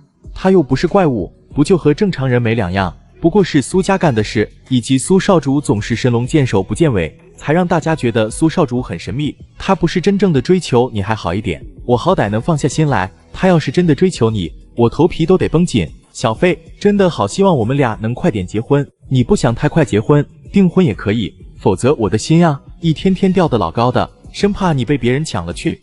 在晚场敢打我主意的人并不多，放心吧，除了苏少主，没有人会成为你的情敌。就是苏少主，他也是演戏的。那是他们没有眼光，有眼不识金镶玉，我都庆幸他们有眼不识金镶玉，否则一大堆的情敌，酸都酸死我。商小飞嘻嘻的笑，笑容灿烂甜美，让人觉得舒心，不由自主的想笑。苏少主边看着相片边自言自语：你应该没有男朋友吧？有男朋友的话，我岂不是要当男小三，插足你们的恋情？希望你没有男朋友，有追求者倒是不怕，我出马，谁与争锋，谁能抢得过我？从今天开始，我不能再亲自给商小飞送花送礼物了，免得将来你以为我和商小飞有一腿，我就是跳进黄河都洗不清。苏少主还不知道那个女孩子叫什么名字，就先为了对方守身如玉。咚咚咚，敲门声响起。儿子，开门！我知道你回来了，你的车都停在外面，爸看到了，赶紧的开门！爸又给你挑了一大堆的优秀女孩子，相片都给你带回来了，赶紧的，给我好好看看相片。爸，你踹得那么大力，小心把门都踹坏了。踹坏了就换新的，旧的不去，新的不来，这是爸帮你精挑细选的，爸问过医生了，要是适合你的，你看到相片都会有不同感觉的。你一张张看看这些相片，看到哪张相片有不同的感觉就说出来，爸马上安排你们见面。爸，都说了，我对那些女孩子没有意思。你看都还没有看，怎么知道没意思了？这一次爸找的都是24岁的女孩子。那位大师说了，你的命定之人今年才24岁的，跟你差了10岁，也不知道别人会不会嫌你老。就算人家嫌弃你老，爸也会帮你娶到她的。要是我的命定之女，不用爸帮我，我自己会行动起来，会去追求她。那你赶紧看看呀，我和你妈优的头发都白了，你个臭小子一点都不紧张，不在乎的样子，你想打一辈子的光棍吗？苏少主无奈，装模作样的一张张的看着那些相片。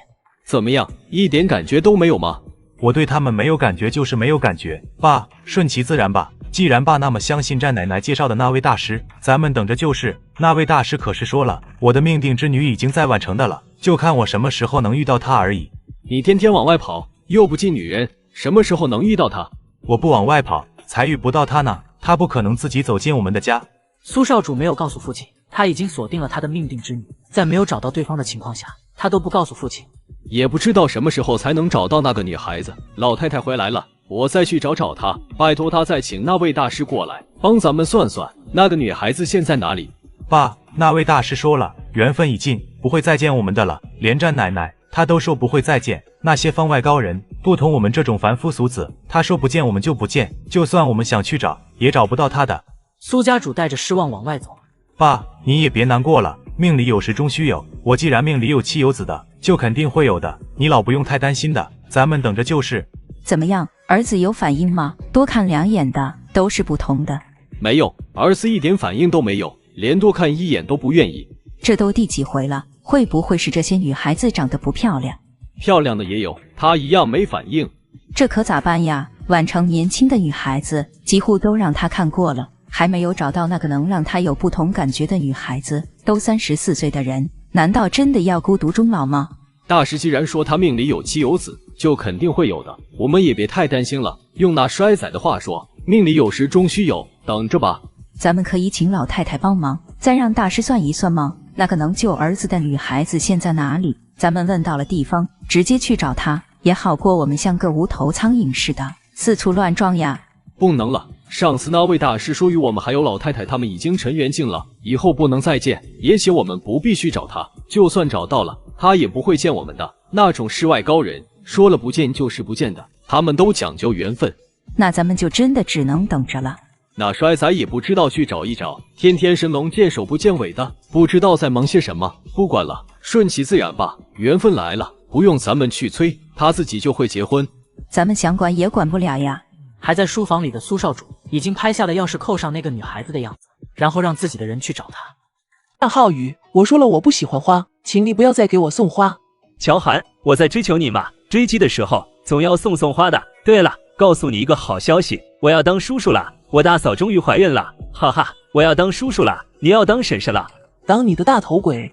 大头鬼不用你当，你的头也不算大，当不了大头鬼的。你这么帅，这么好看，适合给我侄儿女当婶婶的，不知道是侄儿还是侄女呢？乔涵，我不会放弃你的，我一要娶到你。既然咱们以后早晚会结婚的，我大嫂怀孕，我就是当叔叔，你自然是婶婶了。过2天我带你回宛车一趟吧。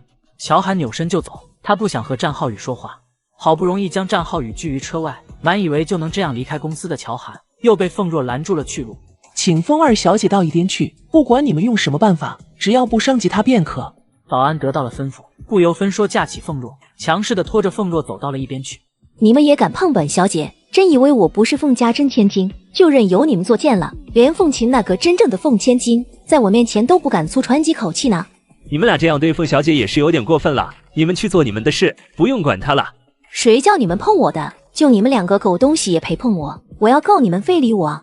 阿呸，谁非礼你了？我们乔总都看不上你，你还往我们乔总面前凑，乔总让我们拖开你的，谁叫你挡住我们乔总的去路？这个男人老是纠缠你们乔总，怎么不见你们将他赶走？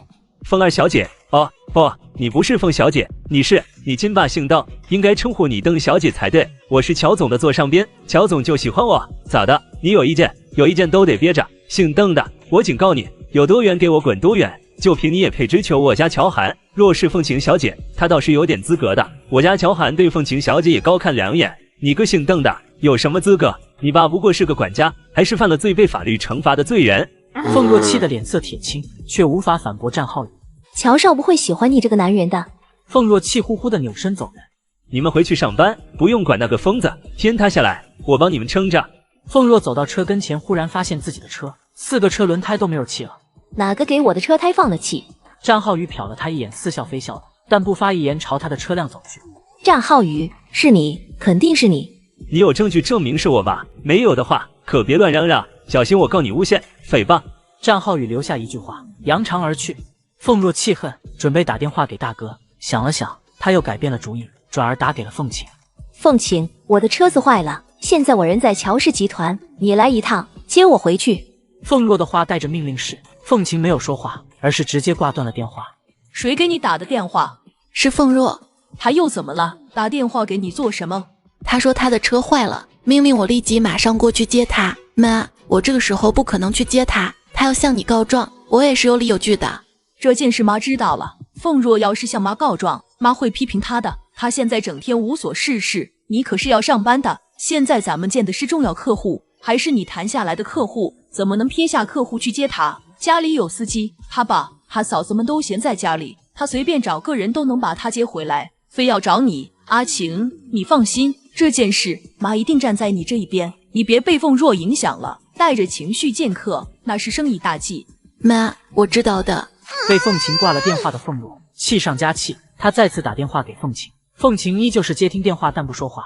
凤琴，你敢挂我电话，我命令你立即马上过来接我，热死人了！你想我被热死吗？你敢不过来，我就跟妈说你是故意的，说是你请人破坏我的车子，故意让我热死。家里没有司机吗？你给司机打个电话不行，非要阿晴去接你。妈，我被战浩宇整了，他放光了我车胎里的气，现在我的车子开不了，外面热死人。我想让凤琴来接我，现在是下班时间，他来乔氏集团接我也不用多少时间，不会影响他晚上加班的。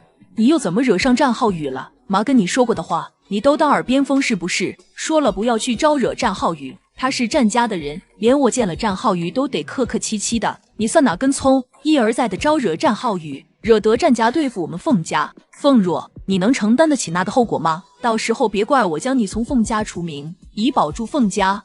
妈，我只是想学着战浩宇那样追求乔少而已，谁知道战浩宇会在乔氏集团，我们就这样对上了。我也没有拿他怎么样，反而是他不声不吭就给我的车胎放了气，是他先来招惹我的，他视我为情敌，针对我。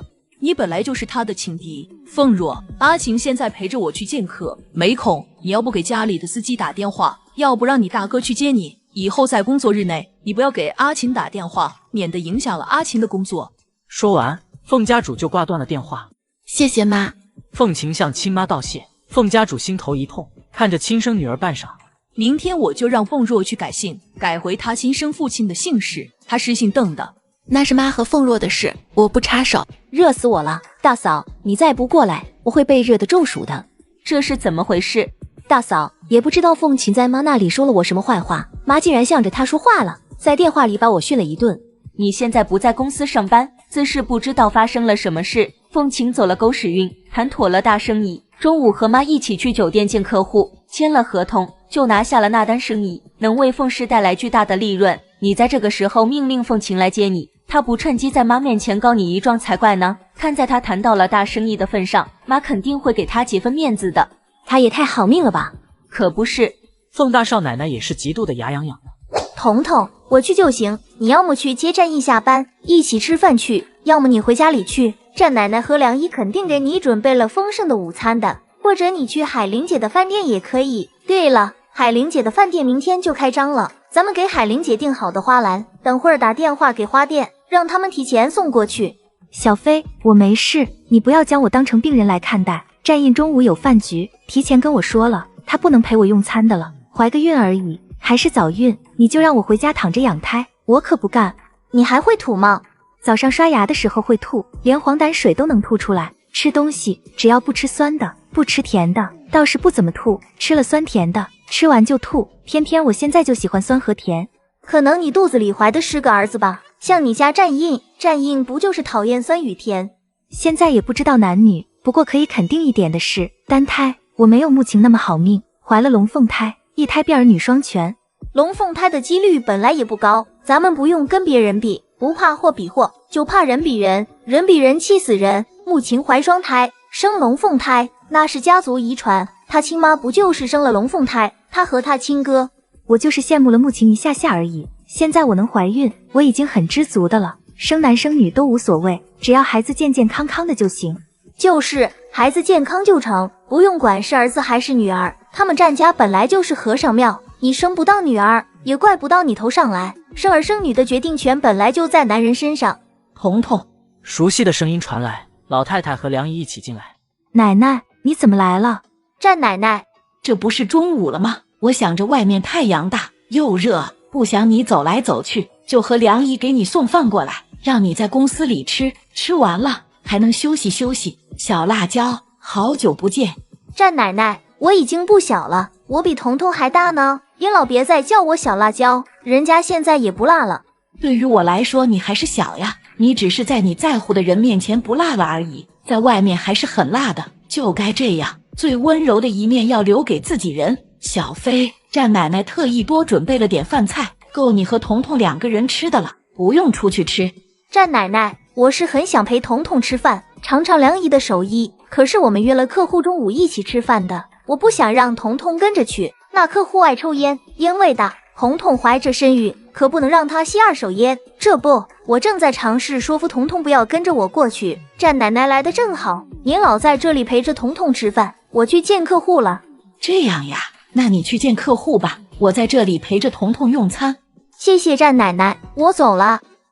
奶奶，梁姨，你们送的也太多了，4个保温饭盒。老夫人担心大少奶奶没有胃口，让我多做几个大少奶奶平时爱吃的菜。我除了爱吃酸，并没有太大的变化。大少爷说大少奶奶吃了酸的和甜的，吐得厉害一点，特意交代我不要给你做酸的和甜的。考虑到大少奶奶现在就好酸的，我偷偷给大少奶奶带来了1颗酸话梅。我也给大少奶奶准备了2样饭后甜点，很小块的，不多，让大少奶奶过过嘴瘾就好。大少奶奶，你可不能让大少爷知道，否则大少爷会扣我奖金的。梁姨，这么小块的糕点，只有1颗的话梅，我吃不过瘾，反而脏了嘴呢，太少了。阿印心疼你会吐，特意叮嘱梁姨的，也对我这个奶奶千叮万嘱的，说千万别宠着你，由着你乱吃酸的甜的，说你早上连黄疸水都吐出来了，梁姨还肯给你带1颗话梅，你知足吧？好好好，我知足，1颗就1颗吧，剩过没有？奶奶，你和梁姨吃过了吗？一起吃吧，这么多吃的，我1个人也吃不完。我们俩还没有吃，才会带这么多吃的过来和你一起吃，有伴儿，吃的也香。彤彤，此时海玲也走了进来。姐，海玲，来，你来的正好，我们在吃饭，你也一起吃。我想着外面天气热，不想让彤彤出门，就给彤彤送了点吃的过来，这都是我新学做的几道菜，烧出了点水平，正好带过来给彤彤尝尝。战奶奶，您老也帮我尝尝看，好不好吃？3个人变成了4个人吃饭，越来越热闹了。海玲，我要在你新店里办张高级会员卡，天天去你的饭店里捧场，你这厨艺真的是日进千里呀！我去报名学烹饪了，回来后又自己练习。陆总给我试菜，他说好吃了，我就带过来给你们尝尝。有战奶奶这句话，我放心了。姐，你是最棒的。姐还要继续努力，明天新店开张，我也会帮着掌勺，聘请的2名厨师，做菜也很好吃，相信在我们3人的掌勺之下，定能让客人们满意的。此时海玲的手机响了起来，是陆总。海玲大方地告诉大家，是你的，别用这种眼神看你姐，我到外面去接电话。海玲，你在哪里？我去你店里怎么没看到你？店员说你出去了。我给彤彤送点汤过来，天气太热，让她少出门。战奶奶也是这样想的，和梁姨一起给彤彤送来了午餐。这样啊，海彤还好吧？挺好的，战印说他不吃酸的和甜的，吐的没那么厉害。还会这样的呀？战印肯定不会让他吃酸的和甜的了，否则海彤一吐，战印怕是心疼的1天都不能上班，就算他人在公司里，心也会飞到海彤身边。陆总，我出来前交代了他们的，给你留了饭菜，你慢慢吃，我等会儿再回去。好，我知道了。那没什么事，我先去吃饭。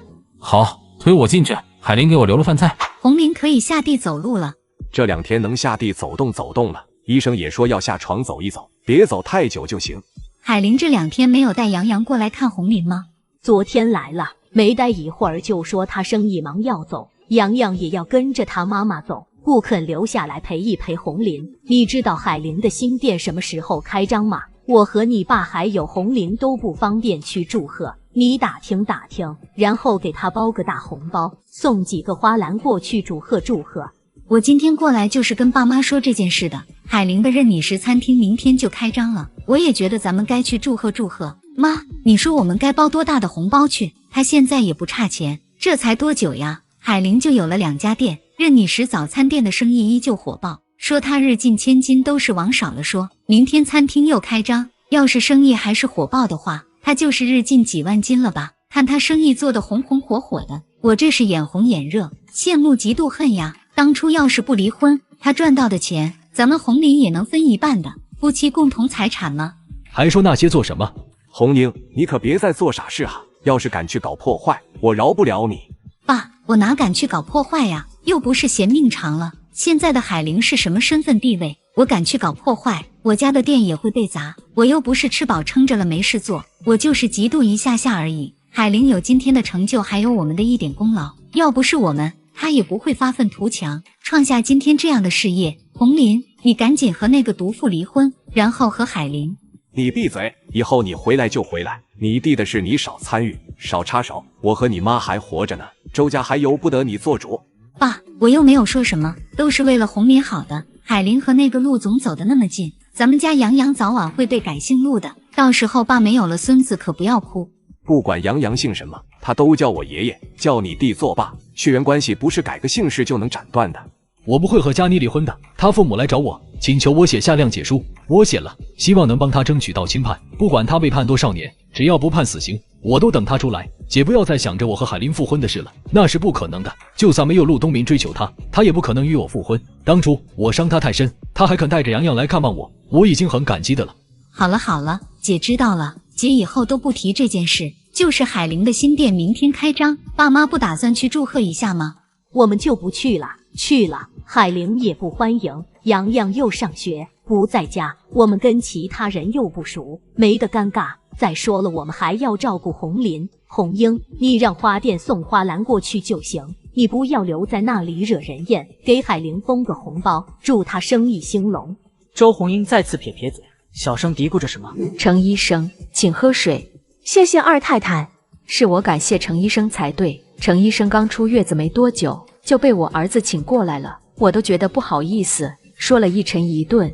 没事，我坐月子也坐得快发霉了，早就想出门的了，是我家那位不肯，非要我在家里待着多休息休息，养好一点身子。我是学医的，生娃之后该怎么帮助自己恢复身体，我比他懂。二少爷对未婚妻的好，情深意切的，为了给他的未婚妻治眼睛，顶着我家那位的嫌弃，一再的去请我。我也是被二少爷的深情感动了，乐意为了宁小姐跑这一趟，希望我能治好宁小姐的眼睛，让她能够好好的看看她的未婚夫长什么样。谢谢程医生。很快老太太和海童也来了。老夫人，程医生快请坐。妈，云初和逸晨呢？逸晨去接云初了。程医生过来的时候，云初刚好去了公司，不在管城，逸晨便赶去他家公司接他，说在回来的路上了，很快就能回到山庄。还会吐得很难受吗？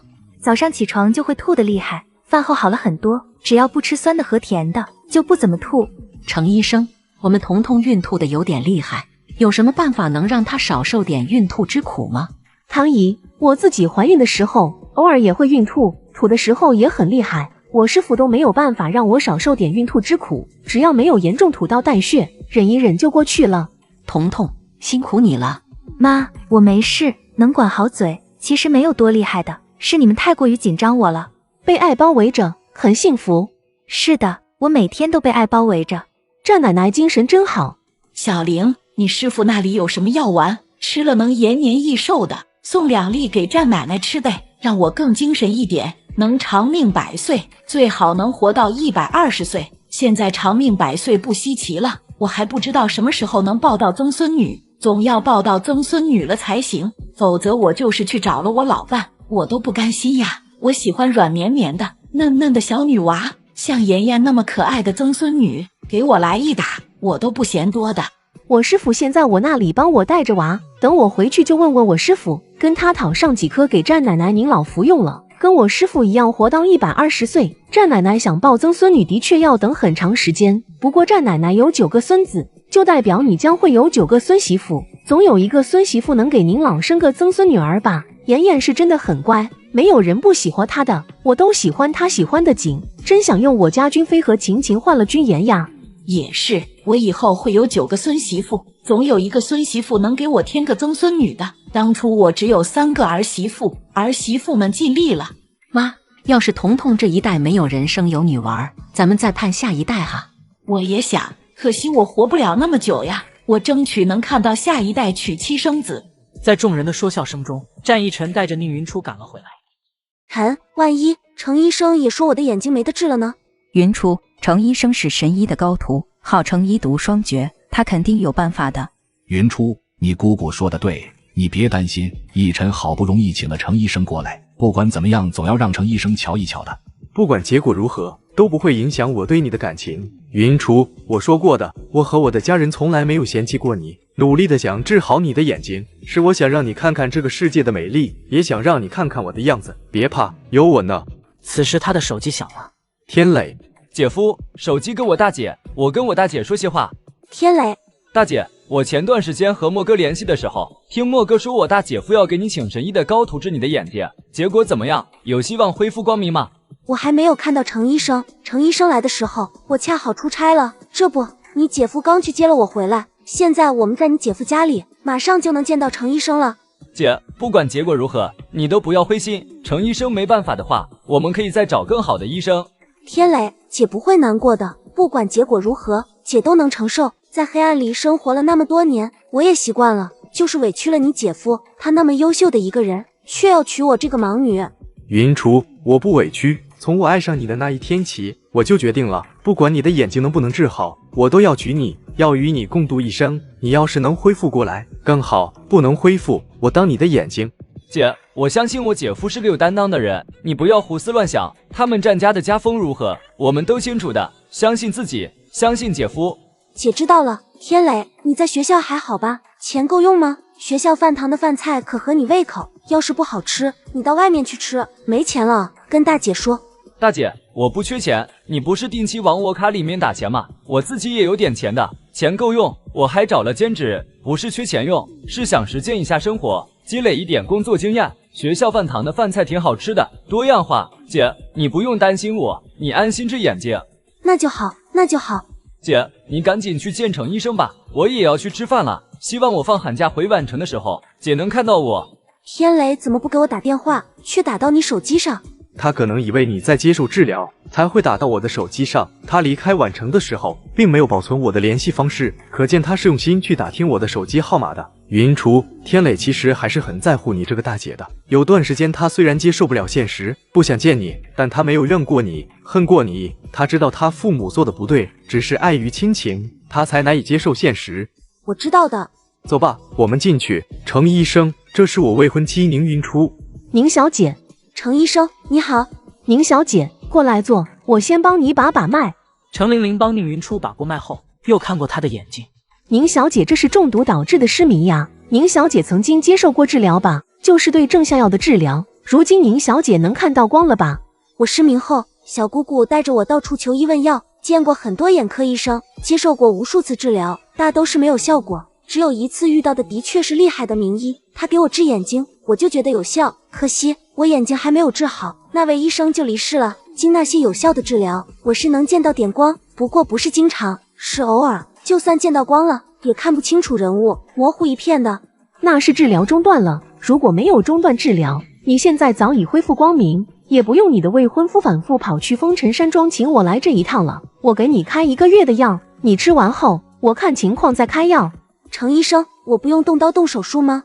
要是动刀动手术，你小姑姑早就请医生帮你做手术了。你的眼睛本来就知道有了起色，只是医生的离世，后续没有人能接上帮你治疗，导致你失明至今的。我算是捡了那位前辈的漏，不用费多大功夫来治你的眼睛，给你开点药就行，保证你在和战二少爷办婚礼之前能看到他的样子。你放心。你这不是不治之症，我敢说出这样的话，就一定能做到的。放心吧，最长时间3个月，3个月后，你要是还看不清楚，我就让我师傅过来帮你治。不过我师傅在制毒这方面不如我。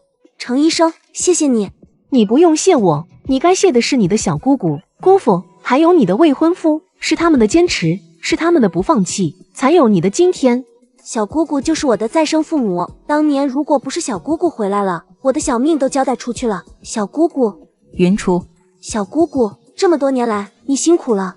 小姑姑不辛苦，只要你的眼睛能治好，让小姑姑做再多也是值得的。只要你能好起来，好起来，小姑姑也对得起你罢了。程玲玲打开自己带来的药箱，拿出了几样草药，用袋子装好。这二少爷，这几样草药是用来包水给宁小姐洗眼睛的。我来的匆忙，带的药不多，我回去的时候，你可以跟着我过去多拿点药。好。这2瓶药丸是我自己研制出来的，宁小姐每次喝药的时候就加2颗药丸，每种药各1粒，就着那中药服下去便可。程医生，洗眼睛的药，药店能买到吗？我想不好找，这几样草药都是我自己种的，还不好种。你跟我过去拿药，也只能拿到1个星期的药，是我带到 A 市的全部药量。余下3个星期的药，我需要回我的药王谷里去采药，再经过我的处理才能用的，否则带点毒。那麻烦程医生了。只要能治好宁小姐的眼睛，让你们夫妻俩真正见面，我很乐意。以咱们2家的交情，二少爷也不必太客气。海童和我还有我大嫂都是朋友。因为程医生的到来，连老太太都回了山庄，其他人只要还在管城的，也都赶了回来。老公，老四和老五还在管城呀？我以为他们都去追妻了呢。他们才收到奶奶给他们的香片，没那么快行动吧？易阳似乎也有点不喜欢奶奶给他选好的人。老五嘛，目前还看不出来，那家伙很沉得住气的。察觉到兄嫂的注视，战一阳走了过来。大哥大嫂回来了。易阳是刚回来，我家门都没有进，直接来二伯这里了。大哥大嫂，恭喜你们，希望大嫂能一胎的女。别在你大嫂面前提生女儿的事情，我都不给你大嫂生女儿压力呢。大嫂，我没有其他意思的，就是我想有个侄女，太想有个侄女了，才会那样说的。你不用太大的压力。易阳，大嫂不会放在心上的。我也知道大家都希望我这一胎是个女儿，其实我自己都希望一胎得女。老公，你别吓着易阳。好，我不吓他。老四，你去跟你爸妈聊聊吧，难得回来一趟。老五呢？我看到老五和你一起进来的。老五早就抱奶奶的大腿去了，现在抱奶奶的大腿还有什么用？就算一直抱奶奶的大腿都没用，年纪到了，奶奶还是会将我们扫地出门，被奶奶扫地出门，还得对奶奶感恩戴德。奶奶说的，没有她老人家，我们兄弟几个连颗白菜都没得拱。你家的白菜怎么样？瞧这古灵精怪的，比我小了3、4岁的样子，大学毕业刚工作2年。看你这神色，你家白菜是不是做了点什么事？大嫂，我都还没有行动呢，刚从奶奶那里得到她的基本资料，见到了她的相片，本人还没有见到的，哪知道她出什么事了。海童信他才怪呢，不过他不愿意说，海童也不好再追问下去。大哥大嫂，我去跟我爸妈打声招呼，免得他们又说我回来了也不吭声。战一阳赶紧跑了，跑得那么快，分明是有鬼。老公，你知道奶奶给老四找的是哪家千金吗？不知道，也不关注，我有老婆了，我的眼里心里只有我的老婆，其他女人与我无关，我不想浪费时间去关注。海童没说话，她老公就是这样的人，专情。姐，祝你新店生意兴隆，财源广进，这些红包都是我婆家人拜托我带过来的，大家都祝你生意兴隆。奶奶他们一会儿再过来吃饭。姐，生意兴隆。彤彤已经给了。彤彤给的是她的心意，我给的是我的心意，姐可不能厚此薄彼啊！收了彤彤的就要收下我的，否则姐就不把我当一家人了。你这样说，我敢不收吗？你们俩也太客气了。海玲，周红英夫妻俩一起进来。周姐，周红英来了，海玲以礼相待。海玲，我们没来晚吧？没来晚，周姐。海玲，这是我爸妈托我带过来给你的红包，爸妈还有红林都祝你生意兴隆。周叔和阿姨太客气了。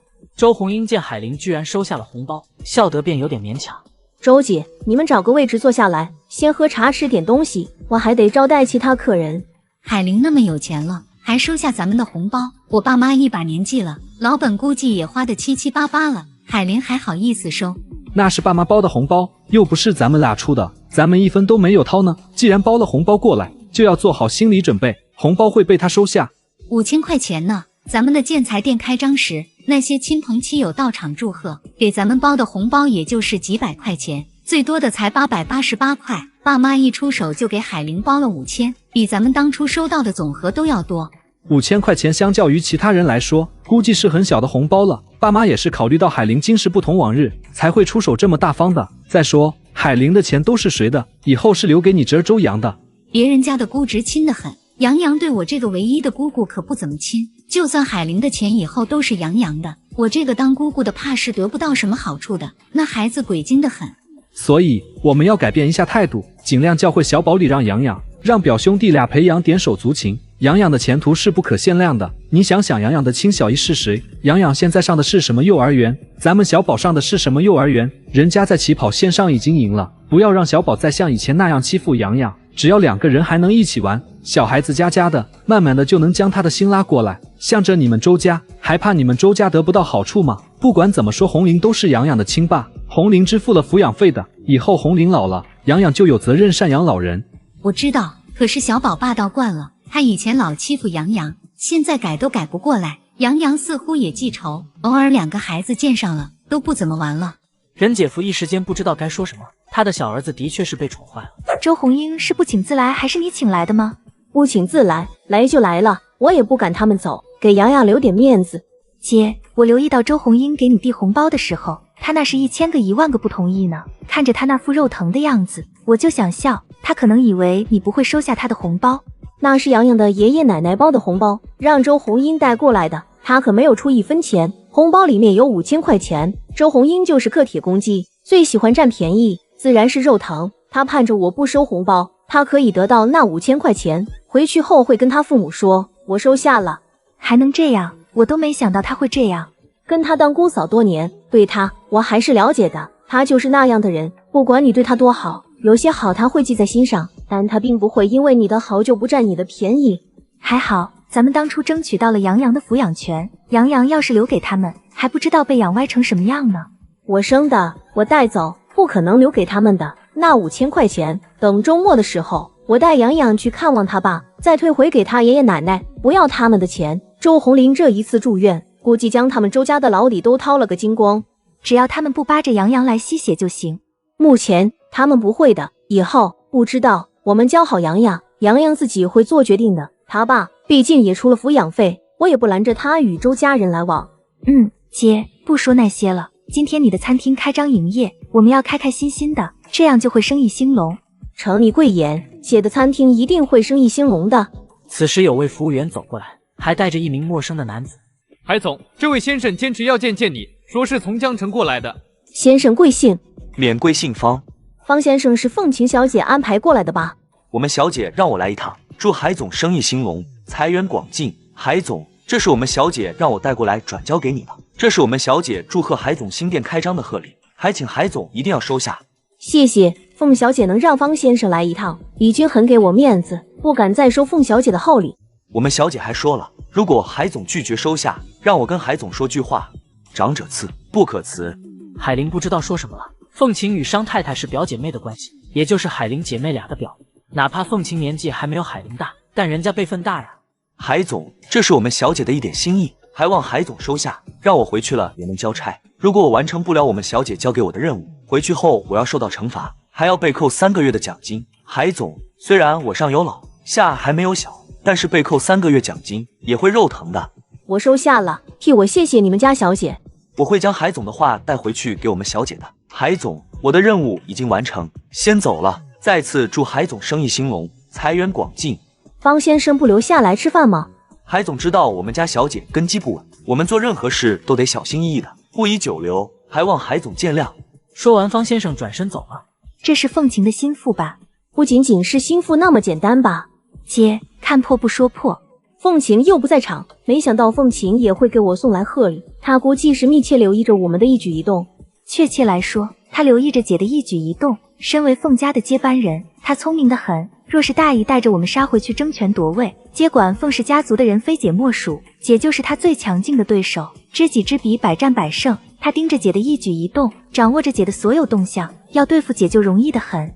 严格来说，她是我们的表姨，你没有见过她真人，我和大姨见过她，以我看人的眼光来看，他是个很正直的人，三观正。他对亲生父母没有太深的感情，追求的是真理，是正直，否则他不会主动跑过来跟大姨做血缘亲属鉴定。姐相信他不会成为姐的敌人，若是真成了敌人，姐也不怕他。彤彤，姐已经不是以前那个被丈夫要求 AA 制、遭受家暴的可怜女人了。我姐是最棒的，我妹妹也是最棒的，你去陪着战印他们，姐不用你陪着。我知道姐有陆总陪着，不用我了，我走，不当电灯泡。海童故意嘟着嘴走开，逗得海玲失笑不已。忙碌了一整天，直到深夜，海玲寻找儿子，发现儿子被陆东明抱着，一大一小睡得香甜。陆总，陆东明，海玲，忙完了，可以回家了吗？洋洋都困了，我抱着他，想让他睡一会儿的，不小心我也睡着了。忙完了，麻烦陆总了，这么晚了还帮我带着洋洋。你我之间那么客气做什么？洋洋愿意跟着我，我开心都来不及呢。今天累坏了吧？累是累了点，不过累着也快乐着。我算了一下账，利润比我的早餐店大得多。那是自然的，主要是生意好，哪怕利润不是很高，多人进来吃饭，薄利多销的情况下，一样能赚不少钱。早餐店只有半天的生意，下午和晚上不开门了，营业时间也比不过餐厅，哪能跟餐厅的利润相提并论？也是，希望以后的生意都像今天这样火爆，那样3年内我就能实现我的星级酒店梦。到时候我的酒店不开在宛城了，去其他城市考察考察，开到其他城市去。为什么不在宛城？宛城的星级酒店竞争力太大，咱们都争不过宛城大酒店和我大姨家里的酒店，我也不想和他们两家争，跟自己人争生意有什么成就感？我要去和别人争，争赢了才有成就感。不错不错，是这个理。宛城可以说是战印家里的天下了，你看我都不会大力投资酒店行业的，我知道我争不过宛城大酒店，所以我不会大力投资那个板块，免得亏死自己。你看你大姨家里的酒店都比不过宛城酒店的，宛城酒店附近的酒店关了一家又一家，你有这个觉悟和认知很好，咱们就去和别人抢生意，不抢自己人的。你都不敢大力投资酒店行业，我这个新入行的人，以后要不要投资酒店，还是继续经营餐厅，发展成连锁餐厅形式？我建议你在短期内不要考虑这个，星级酒店需要的本钱也很大，不是几十万、过百万就能解决的。如果经营不起来，随时能亏到你连老本都没有。你是喜欢做菜，想让大家吃到不贵又好吃的饭菜，还是发展成为连锁餐厅更有前景一点？管理上你要管得严一点，也要有一套自己的管理方式出来，不要让中心涣散就行。中心一散，如同一盘散沙，很快就会散掉的。海玲，我相信你能成功的，也不要着急，慢慢来，一步难登天的。咱们一步一个脚印走下去，也能为自己积累更多经验。陆总，你说的有道理，我慢慢来，不着急，免得跳进坑里，连老本都亏掉。陆总，很晚了，你今天也累了，先回去休息，我带洋洋回去。海玲，我不放心你和洋洋，我先送你母子俩回去吧。我住的地方离这里不算远，开车就10几分钟到了，经过的都是繁华路段，路上到处都有监控，安全得很。我送你也不用多少时间。陆东明坚持着要送他，海玲没有再拒绝。亏我让保镖送你上楼了。海玲，你听我的劝，就搬到华喜别墅区去住，那里实际上是苏少主投资开发的别墅区，明面上不如战印现在住的豪庭别墅区高级，但是安全系统级别是最高的、最好的。今晚遇到醉汉是意外，不会天天晚上都遇到的，也没有发生什么事，你不用担心。我还不能成为我妹妹的靠山就算了，岂能拖她的后腿？华喜别墅区的别墅，随便一栋都好几千万，战一买的别墅往往是最大栋的那种，估计的近1亿元，我不能接受他如此厚重的赠与。海玲，你不要那样想，战印的房子多了去，他深爱海童，也是真把你当成姐姐看待，他是和海童一起孝顺你这个当姐姐的，你受得起，不用觉得受之有愧。还有，你想想你以后的工作更重了，少不了还要继续深夜归家，就算你能让海童先帮你带走洋洋，你独自一人回家，我们更担心你，万一又遇到醉汉攻击你呢？不怕1万，就怕万一。海玲，你想想洋洋当初出的事吧，安全最重要。您家那对夫妻是被重判，短期内出不来，但您私企却快要出来了，谁知道他会不会又报复你们？战印夫妻俩身边总有保镖跟随，安全的很，而且海童也会拳脚功夫，一般不会出什么事。但你和洋洋不一样，你要是一直住在那里，没有点安全感，反而会拖累你妹妹。海玲，你想想，如果你母子俩出点什么事，最着急的人是谁？非海童莫属。她现在刚怀孕，好不容易才怀上的，一着急出点什么事，为了能让海童安心养胎，我劝你还是接受战印夫妻俩的赠与，搬进华喜别墅区居住，保证你安全。陆总，我考虑考虑。陆总，很晚的了，你也早点休息。你赶紧去休息，我现在属于半个闲人，晚点睡，晚点起都无所谓。妈，这么晚了，你还没睡吗？你一直没回来，妈放心不下，睡也睡不着，留心听着外面的动静，听到开院门的声音了。我在阳台上看了看，确定是你的车子，妈就赶紧下楼了。咋回来的这么晚？等海玲忙完了，我又送她母子俩回家才回来的。跟海玲说不要那么拼命，晚上9点就可以下班了。她是当老板的，没必要在店里守到店门关上的那一刻。今天特殊一点，海玲才会这么晚下班的，夜太深，我不放心她母子俩，就送了他们回家。杨洋早就睡着了，在我怀里睡着的，我抱着他睡，我自己也睡了好一会儿。幸好我送他母子俩回去，遇到了个醉汉，那醉汉一直盯着海玲看呢。我让保镖送海玲上楼的，咱们家的保镖都是牛高马大的，表情严肃，能震慑那些小小。那是有点不安全，让海玲以后千万不要在深夜归家，你以后最好都送她回到她屋门口，那样放心点。一个女人还那么年轻，漂亮的女人独自带着一个3岁的孩子住着，不知道被多少人盯着呢。我劝他接受战印的赠与，搬进华喜别墅区居住，我在那里也有房子，他要是肯搬过去住，我也住进去，以后互相照顾也方便。平时我都会陪着他，或者让保镖跟随。海玲也是个性子倔的，他就是那么倔。他的性格跟他大姨的差不多，也是那样的人，才能在15岁的时候带着妹妹离开那吃人的老家，独自抚养妹妹成人，还把妹妹教得那么好。海童是很感激他姐姐的，海玲这个长姐也做到了长姐如母。如今海童日子好过，他想孝敬一下姐姐，那是他的心意。海玲却担心自己接受了妹夫的赠与房子，会让海童被人诟病，会拖累妹妹。不管是战印还是战家长辈赠与的，海玲几乎都不收，海童都拿他姐没办法。刚才我跟海玲通电话，又劝了他很久，提醒他要为杨洋和海童考虑考虑，只有他母子俩安全了，海童才能安心养胎的。他怎么说？他说考虑考虑，明天我跟战印提一提，让海童再去劝劝他姐。海玲最在乎的就是妹妹和儿子，希望海童能劝服他姐姐吧。为了海童和洋洋，他应该会搬的。今晚是没有发生什么，但难保以后，难不成要等发生了意外再来补救吗？你和海玲什么时候能在一起？妈，我现在还不能正常走路，暂时不谈感情的事。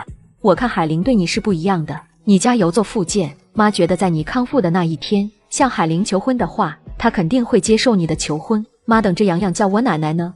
洋洋这孩子越看越可爱，我越来越喜欢他，我不敢奢望他叫我爸爸，听着他脆脆的叫我陆叔叔，我都心花怒放了。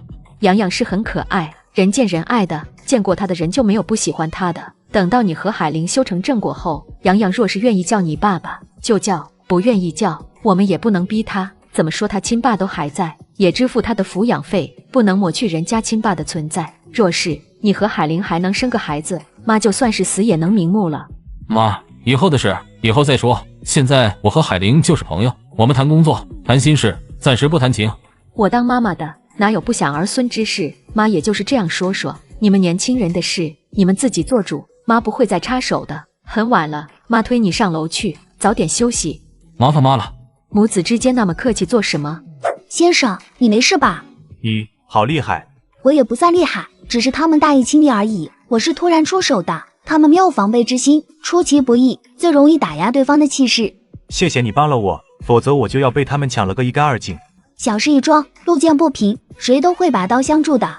也不是谁见到了都会拔刀相助，这些人那么多，谁敢多管闲事？我都想着他们要什么就给他们什么，只要不对我造成人身伤害就行。钱财身外物吗？生不带来，死不带走的。保命最重要，先生这样想很对。在敌我悬殊时，丢些钱财能保住性命，只要人活着，失去的钱财还能再赚回来。小姐贵姓？程庆大方地掏出了一张名片。免贵姓程，我是个武术教练，不过学生都是小朋友。苏少主也给了程庆一张他的名片。苏先生是大总裁，我看电视里面的大总裁出入都有一班保镖跟随着的，苏先生怎么不带几个保镖？我原先亲有保镖的，他们跟在我身边几年，有些是父母年纪大了，需要他们回家照顾，有些则是被父母逼婚、催婚，最后无奈结婚，辞职回家结婚去了。我一时间还没有请到合适的保镖。程小姐，你住在哪里？我送你回去。我带着学生过来比赛的，暂时住在宛城大酒店。宛城大酒店好呀，那是战氏集团旗下的酒店，在我们宛城，那也是最好的酒店之一，服务也是极好的。苏先生，你是大总裁，有没有机会和战少合作？战少和他老婆的爱情故事，我远在云城都听说过。你问对人了，我和战少合作过无数次，私底下我和战少也算是朋友，偶尔一起吃过饭。战少和他老婆的故事你是在网上吃到的瓜吧？与现实生活里没有太大的区别，媒体报道并没有夸大的。对了，战大少奶奶也是个会拳脚功夫的人，我觉得你们女孩子会拳脚功夫特别好。苏先生能与詹少合作过数次，说明你们公司是有实力的。一般吧，在宛城这里，我的公司实在是排不上名次。程小姐似乎很喜欢宛城。宛城很好，我是很喜欢。程小姐有没有考虑过到宛城来工作？没有，我除了带孩子们过来比赛，以前从来没有来过宛城，距离那么远，来来回回也不方便，而且我除了会打架，就没有什么特长了。来了宛城这种大都市，他是找不到好工作，顶多就是找份保安或者保镖的工作，还不如留在我们云城继续当武馆教练呢。云城的人很多都会招办事的，武馆的生意挺好。今晚程小姐救了我，是我的恩人，我都不知道该怎么报答程小姐。以后若是程小姐想来宛城工作，尽管跟我说，我给你安排工作。程小姐身手这么好，要是想当保镖，绝对很抢手，多的是大老总们想请程小姐当保镖的。不瞒程小姐，我都想请程小姐给我当保镖。我线下正是缺保镖的时候，像程小姐这样的身手，一个人就能保护我的安全了。举手之劳，何足挂齿，苏先生不用放在心上。若是那天我厌倦了我现在的工作，就请苏先生给我安排一份保镖的工作，保安的工作也可以，我不会嫌弃工种的，只要是靠自己努力赚钱，堂堂正正赚钱，不偷不抢，我都能接受。我给程小姐留着位置，哪天程小姐想过来工作，尽管联系我，给我当保镖，薪资福利随便程小姐提。行，我想换工作的时候一定联系苏先生，不会跟苏先生客气的。苏先生，谢谢你送我回来。不用客气，程小姐救了我，我送程小姐回来是应该的。程小姐明天有空吗？我请程小姐吃饭，程小姐可不能拒绝。你是我救命恩人，不让我请你吃饭报答你的恩情的话，我就只能用其他方式报恩。苏先生不介意和一般小朋友一起吃饭的话，我就有空。不介意，那我明天中午过来请你们吃饭。行，既然苏先生要报答我的救命之恩，我就厚着脸皮受了。明天中午我和我的学生们就等着苏先生请吃饭了。没问题，你带了多少个学生过来比赛？我给他们准备一份见面礼。不用的，苏先生不用那么客气，一共带了12个孩子过来，6男6女，他们都是我手底下最优秀的学生。苏先生，你快回家吧，我也去休息了。程小姐，晚安，明天见。大家的伤势怎么样？少主，咱们未来的少主夫人出手太狠了，大家都受了不同程度的伤，全都要住院治疗。那就都住院治疗吧，医药费、营养费都帮他们算进去，还有他们这3个月的奖金都翻3倍。就是1个月奖金翻3倍，大家都很开心了，那是为了少主办事。3个月，好，我跟大家说说，少主怎么样了？成功搭上线了吗？去，我的私事你少打听。跟着少主时间长了，其他的没有学到，吃瓜第一路同继承了少主的衣钵一样。吃瓜吃到你少主的头上来了。帮我准备12份儿童礼物，程庆带着12个孩子过来参加比赛的，6男6女。少主什么时候要的？明天中午之前。中午我要请程小姐吃饭。呀，动作快点，快迟到了。妈妈，我今天能不去幼儿园吗？没病莫痛的，怎么不上幼儿园？你不是说想比龙婷厉害吗？龙婷上幼儿园可不会像你这样，上了2天又说不想上了。洋洋，你跟妈妈说说，为什么不想上幼儿园？在幼儿园里有同学欺负你吗？老师对你怎么样？小朋友都很好，没有人欺负我，我也不会去欺负人。我是学武之人，怎么能仗武欺人？老师很好，对我也很好。那你说说为什么不想上幼儿园？上幼儿园每天都要早起，不能睡懒觉，不能跟着妈妈和小姨到处跑。我想睡懒觉，想跟着妈妈和小姨。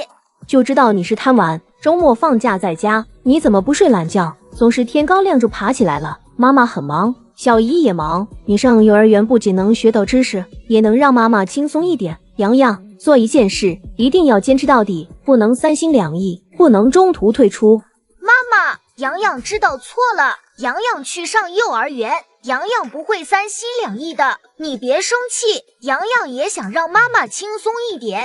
最近妈妈太忙，忽略了你，没有好好陪你。再上2天幼儿园就放周末假了，这个周末妈妈带你去海边玩好不好？小姨去吗？我们可以约上小姨，还有你表姨他们一起去。好，妈妈，对不起，我以后再也不说不上幼儿园的话。洋洋能理解妈妈，妈妈很开心，知道错了就改正过来，还是个好孩子，是妈妈的好洋洋。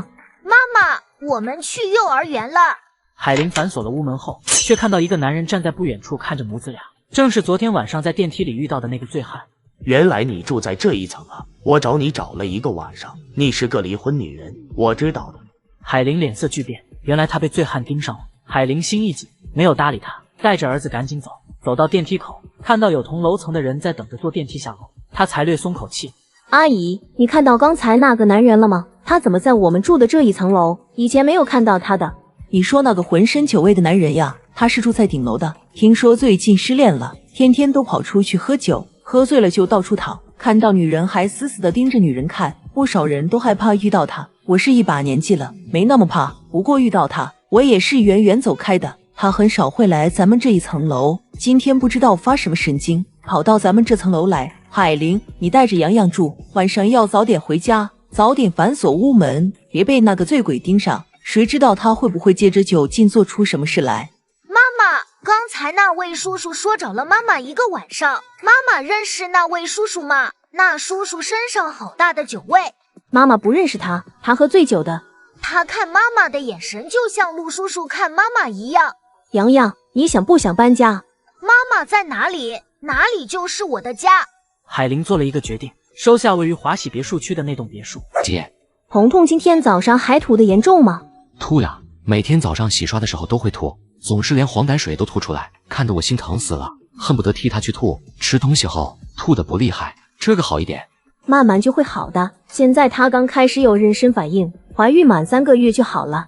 希望是这样，千万别像表嫂那样，现在都还会吐。姐，我和彤彤的婚礼提前办，华喜别墅区的那栋别墅，姐还是收下吧，那是我和彤彤孝敬姐的一点心意。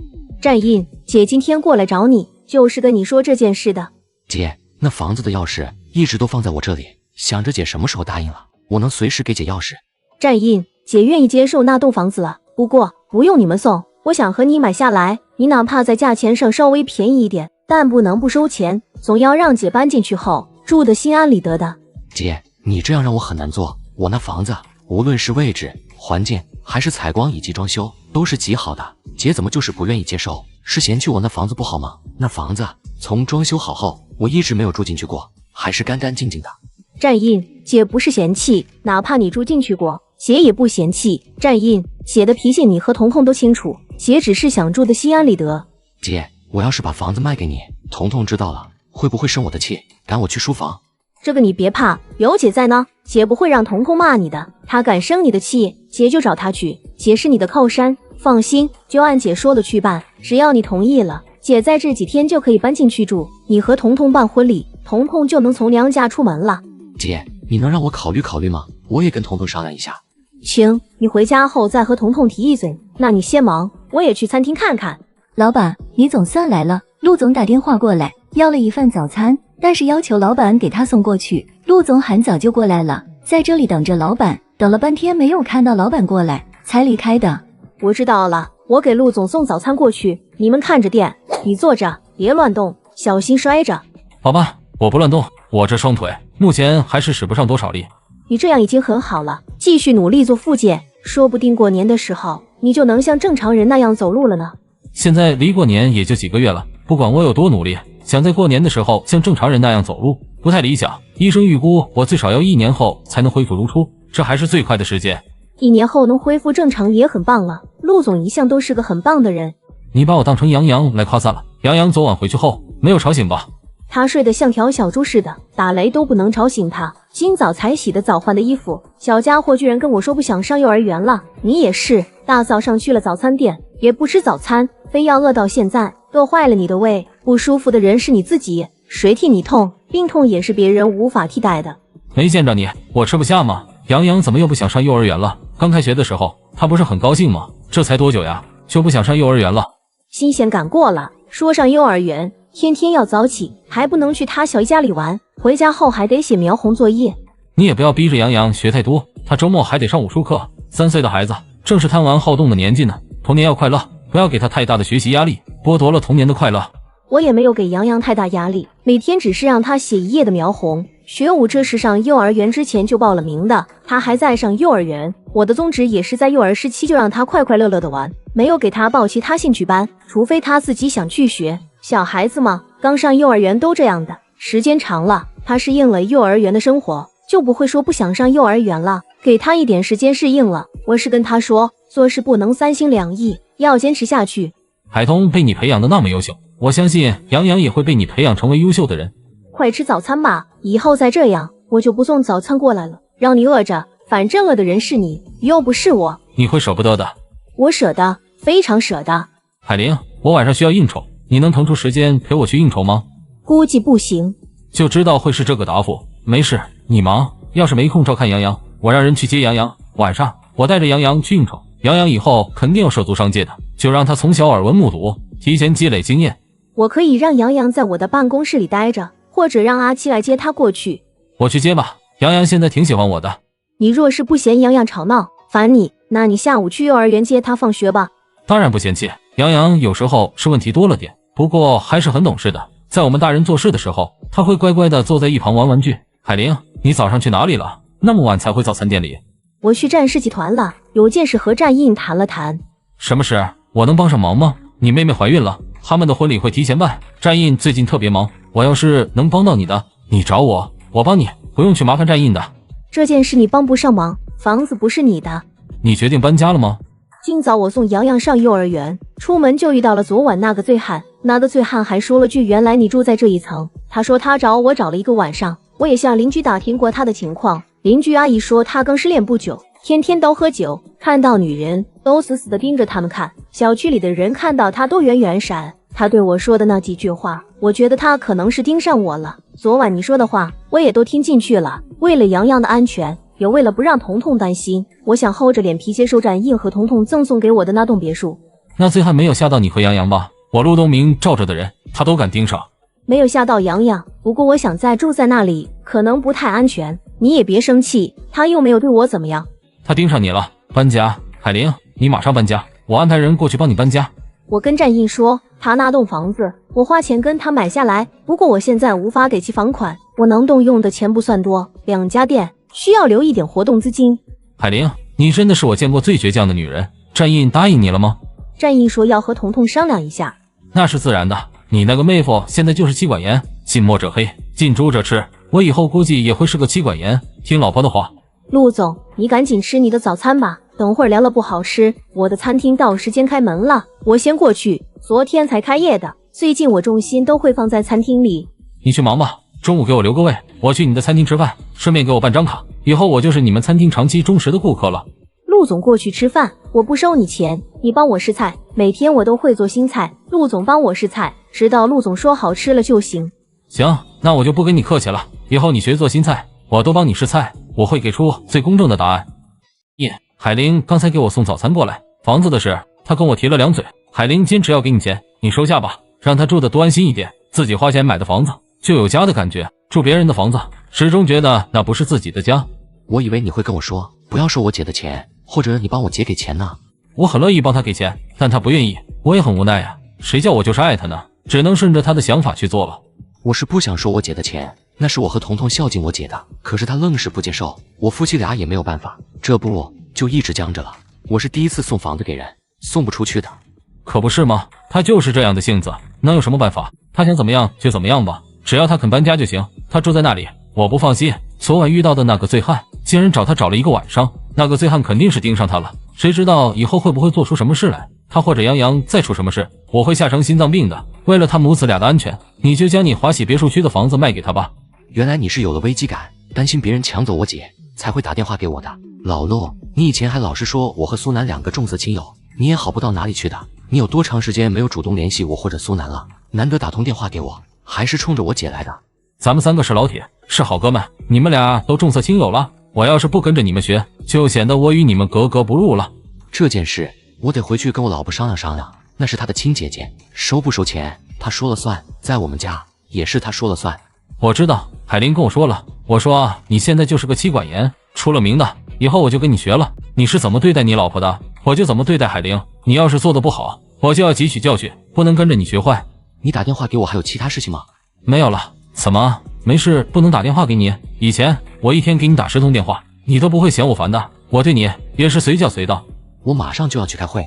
好吧，你去开会吧，知道你忙得很，马上就要当新郎的人了，忙一点可以理解的。战印，羡慕你啊，我都不知道什么时候才能当新郎。总有一天你能当新郎的。但愿能有那一天。不打扰你了，你赶紧去开会吧，也要注意身体，别累坏了，你老婆心疼。阿姨，周姐，你们找我有事？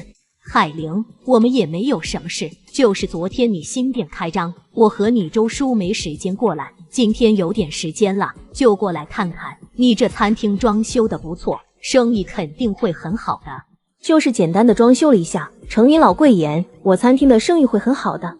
那个海玲，以后我们的午晚餐能不能在你这里定做？到点了你就给我们送过去。医院里的饭菜我们吃厌了，医院附近的那些快餐馆我们也吃了个遍。你烧菜做饭一向好吃，红林在恢复期，要吃好喝好。我想从你这里买的饭菜，他会吃得香一点，吃好了身体才能康复得快。阿姨，你们想吃什么，提前打电话订餐就行，只要你们订好了餐，饭菜做好后，自会有人给你们送过去。那我们到时候就打电话过来订餐。海玲，我看你这里生意是极好的，还需要请人吗？现在不需要，上次我也和周姐说了的。海玲，你忙，我回去照顾红林了。过2天周末了，带洋洋去看看他爸。红林就盼着周末的到来。等洋洋放假了，我会带他去看他爸的。那我们先回去。阿姨，等等，阿姨，这是周姐昨天给我的红包，她说是阿姨和周叔给我的开业贺礼。现在你们家正是需要用钱的时候，你们的好意我心领了，这钱你拿回去，给洋洋爸买点营养品补补身子，阿姨和周叔也要买点好吃的补补身子。海玲，这是我和你周叔给你的贺礼，钱不多，也是我们的一点心意，哪有退回来的道理？你莫不是嫌我们给的太少？阿姨，你们现在也困难，我领了你们的心意，这钱拿回去。周红英忍不住从母亲手里抢过了红包。妈，海玲现在又不差钱，红林还在医院住着，等他出院还不知道要花多少钱呢。海玲那是体谅你们，拿回去吧，给红林还有我爸都买点营养品补补身子。海玲，那我们走了，周末记得带洋洋过去看看他爸爸。从餐厅里出来，周母就向女儿伸手。妈，你要什么？海玲还回来的那5000元贺礼金给我。妈，我家建材店的生意最近不好做，都没有什么钱赚，我一家5口人的伙食都快成问题了，这5000块钱给我周转一下吧。再说了，红林出事的时候，幸好我在，帮着红林挡了挡，红林才捡回一条命。我也受伤住院，敬业的进去了，没有赔钱给我当医药费，我住院的所有开支都是我自己出的。红林和毒妇业还没有离婚，就是你们的儿媳妇，你们儿媳妇伤了你们的女儿，给我5000块钱，就当做是营养费了。少在妈面前哭穷，爸妈帮了你那么多，还不知足。现在家里是什么情况？红林住院，花光了家里的积蓄，就是这5000块钱，也是我和你爸东凑西拼才凑来的。别以为妈不知道你们夫妻俩存了多少钱，没有几百万，100万是有的。你们的建材生意好得很，妈是在医院待了很长时间，不代表妈傻了。现在红林还不能出院，不知道还要花多少钱呢。你就算要打劫你的娘家，也不能在这个时候占便宜占习惯了，也不看看自己的娘家兄弟现在是什么情况。周红英不情不愿地将那5000元还给了母亲。海玲现在有钱了，她是和红林离婚了，但红林是杨洋的亲爸，要是没有医药费了，你们去找海玲要，看在杨洋的份上，海玲不会不给的。周母伸手就捏了女儿的脸一把，她气得很，下手也狠。海玲不欠着我们家的，不欠着红林的，洋洋跟着他，他要花费更多的时间、精力和金钱来抚养洋洋长大成人，我们不帮他就算了，哪好意思去找他要钱？你这话要是让你爸和你弟听到了，你爸不抽你几耳光，我就跟你们姓周了。都是爸妈没有教好你，把你养成了个自私自利的白眼狼，只知道占自己父母兄弟的好处。有本事的，你去占你婆家的好处呀！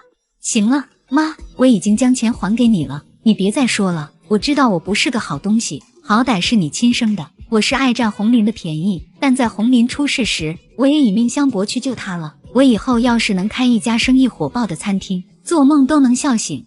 就你那厨艺，开个毛餐厅，别亏死了。海玲开餐厅生意火爆，不仅仅是她厨艺好，还因为她的妹妹是占家大少奶奶。赶紧走吧，以后你别老是来海玲这里丢人现眼的。程小姐，上午好。上午好，苏先生，怎么了？程小姐在忙吗？我的学生还在比赛。这样呀，那你们现在不在酒店吧？我们说好了中午一起吃饭的，我请程小姐和孩子们吃饭，程小姐还记得吗？现在还没有到吃饭时间呀，等我们比赛结束就可以回酒店吃饭了。我已经来了酒店，那我在酒店等着你们。程小姐先安心看着学生比赛。苏先生这么早就过来了吗？我想着11点半再联系苏先生的。请客吃饭还是请我的救命恩人吃饭，肯定要早一点到酒店的，总不能让程小姐等我呢。程小姐，没事的，我就在酒店里等着，你安心看孩子们比赛，提前祝你们夺得冠军。我们一定会夺得冠军的，苏先生，我先忙，中午再见。好，程小姐先忙。对了，程小姐和孩子们需要接送吗？我可以过去接你们的。谢谢苏先生的好意，不用了，我们包了大巴车的，比赛结束后就能坐大巴车回酒店。那好吧，下次有需要不用请大巴车，打个电话给我，我帮你们安排就行。行，下次我们再过来比赛的话，就麻烦苏先生了。结束通话后，苏少主进了酒店，此时手机响了起来。苏少主，是我，商小飞。商小姐有事吗？苏家主携着家主夫人带着厚礼来拜访我父母，商讨我们俩的婚事。商小姐，这是怎么回事？我已经瞒得紧紧的了，什么时候泄露出去的？你都不知道，我哪知道？你是苏少主都不知道，问我问谁去？苏少主，这件事是你惹出来的，连累了我。我不管你现在哪里，在做什么，麻烦你立即马上过来。商小姐，你先别生气，这件事是我不对，是我连累了你，我马上过去跟我爸妈解释清楚。商小姐以后有用得到我的地方，尽管跟我开口，我能帮你解决的，无条件帮你。你说的话我都记住了，以后需要用到你的时候，我绝对不会跟你客气的。成这般，手机都差点被你扔坏了。坏了就让苏腾赔新手机给我，都不知道他搞什么鬼，连累了我。你刚刚说苏家主夫妻俩去了你家，跟我大姨说商议你和苏少主的婚事，可不是嘛？苏腾还是苏家的少主呢，竟然瞒不住。苏家还是苏家主当家的，苏少主只是少主，是接班人，但还没有完全接班嘛。苏腾一点都不喜欢我，我更不可能喜欢他，都不知道那家伙搞什么鬼，问他又不说原因，天天给我送花送礼物，居然天天都在吃醋。小飞，我跟你说实话吧，这件事一开始是我大姨惹出来的。彤彤，你知道真相？我不久前就知道了真相，就是不好意思说，是我对不起你。你说我不生气，你跟我说实话，这件事怎么是我妈惹出来的？不过苏腾有时候说话的确是扯到了我吗？大姨不同意你远嫁，想拆散你和君然，不是想撮合你和唐永安吗？就是战印的表弟。我妈当时是那个意思，我都被我妈烦死了。唐先生也是，他一开始不知道我妈的意思，后来知道了，是我和我家如龙潭虎穴。听说他连房子都卖了，不再跟我们同住一处别墅区。唐永安是战印的表弟，他被我大姨的计划烦得很，跑去找战印诉苦，求战印给他支招。彤彤，是战印让苏少主追求我的。战印哪有这么大的本事，安排苏少主去追求你啊？他就是跟他家表弟说，让他去找苏少主帮忙。苏少主患有寡情病，不是他命定之女的女人，嫁给他都是守活寡。要是苏少主肯出面帮唐永安转移我大姨的注意力，唐永安就可以脱身了。还有一点，苏少主要是出面了，我大姨也会在苏少主和君然之间做个选择的。大姨是舍不得你远嫁，但相较于守活寡，她宁愿你远嫁 A 市。你和君然又是郎有情妹有意的。小飞，这件事是战印嘴多，给他表弟指了条路，但是唐永安用什么方法求得苏少主出手的，我们就不知道了。我替战印向你道歉，这段时间因为苏少主给你带来了困扰。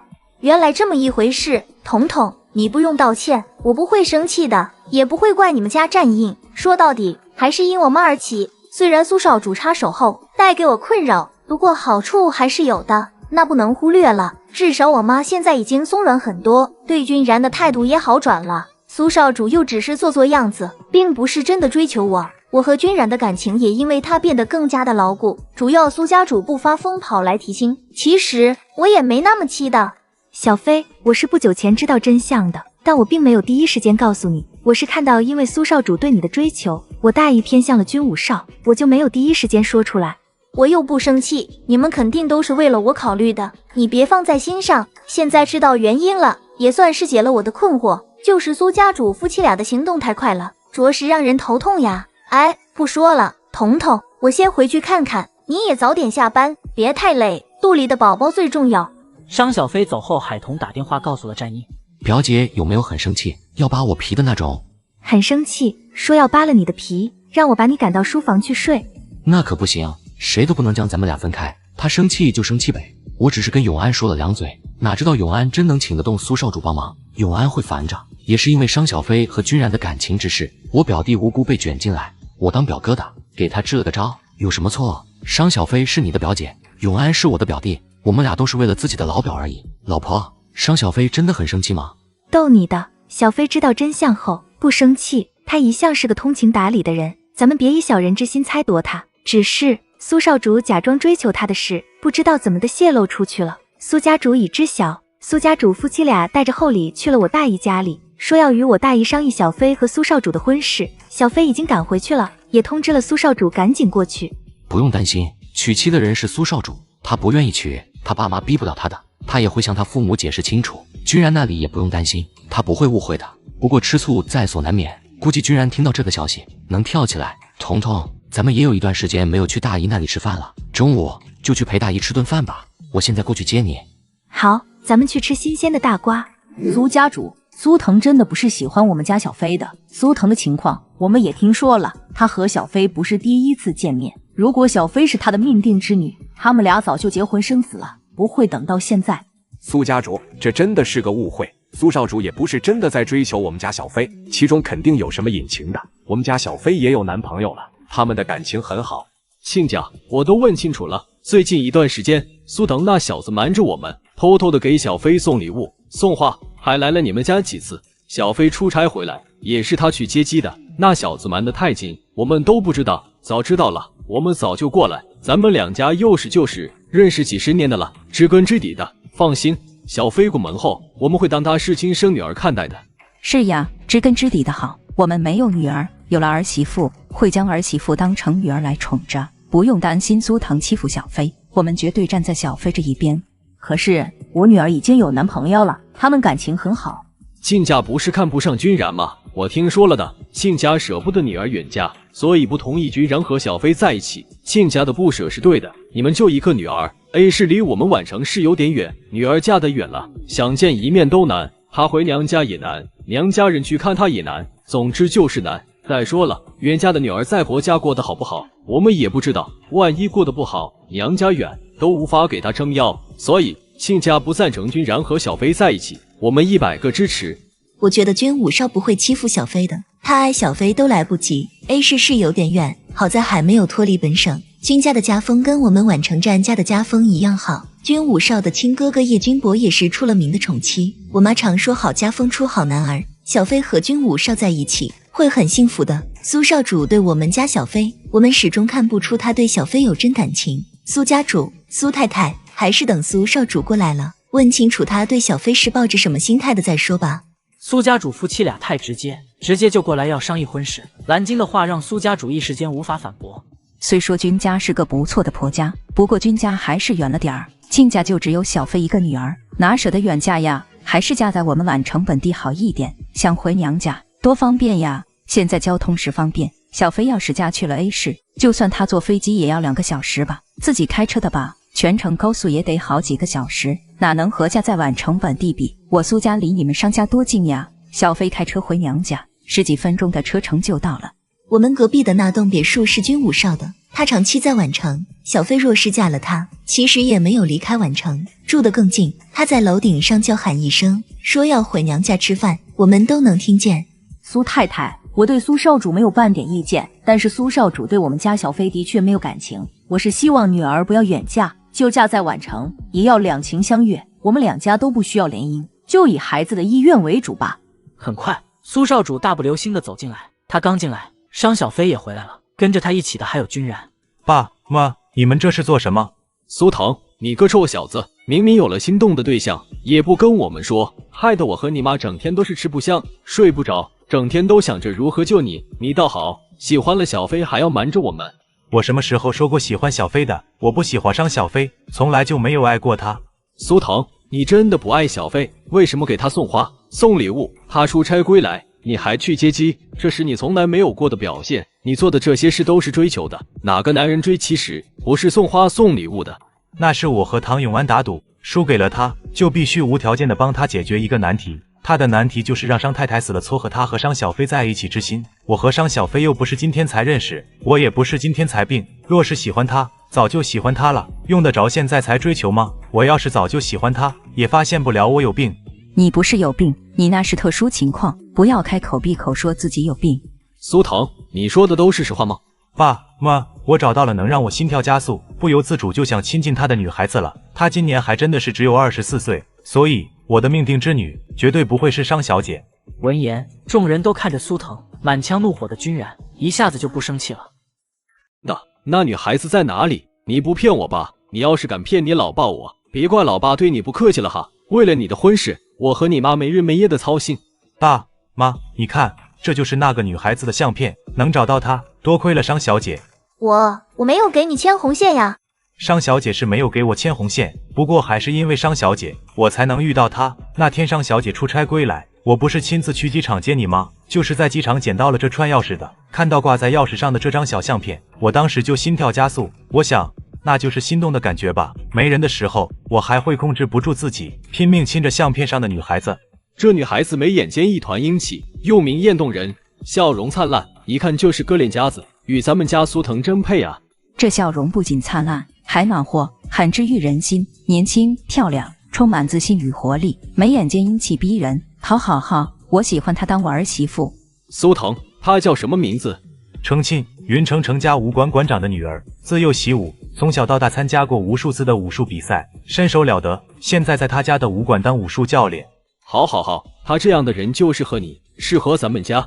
程沁是带孩子来宛城参加武术比赛的，很巧的就让我捡到了他的钥匙，他的钥匙上面还有他的相片，我对他的相片一见钟情，对他真人更是爱的不行。爸妈，我本来不想那么快让你们知道的，就是怕你们的热情会吓到程沁，但你们却误以为我对商小姐有什么，更是不经过我同意，不问我一声就跑来提亲。我只能先跟你们说，让你们安心，儿媳妇你们肯定会有的，但不是商小姐。以后你们不要再来打扰商小姐。商小姐，这段时间打扰你了，给你添了烦心事，是我的错，我输给了唐永安，不得不为他办这件事。你也别怪唐永安，他是被凤仪吓到的。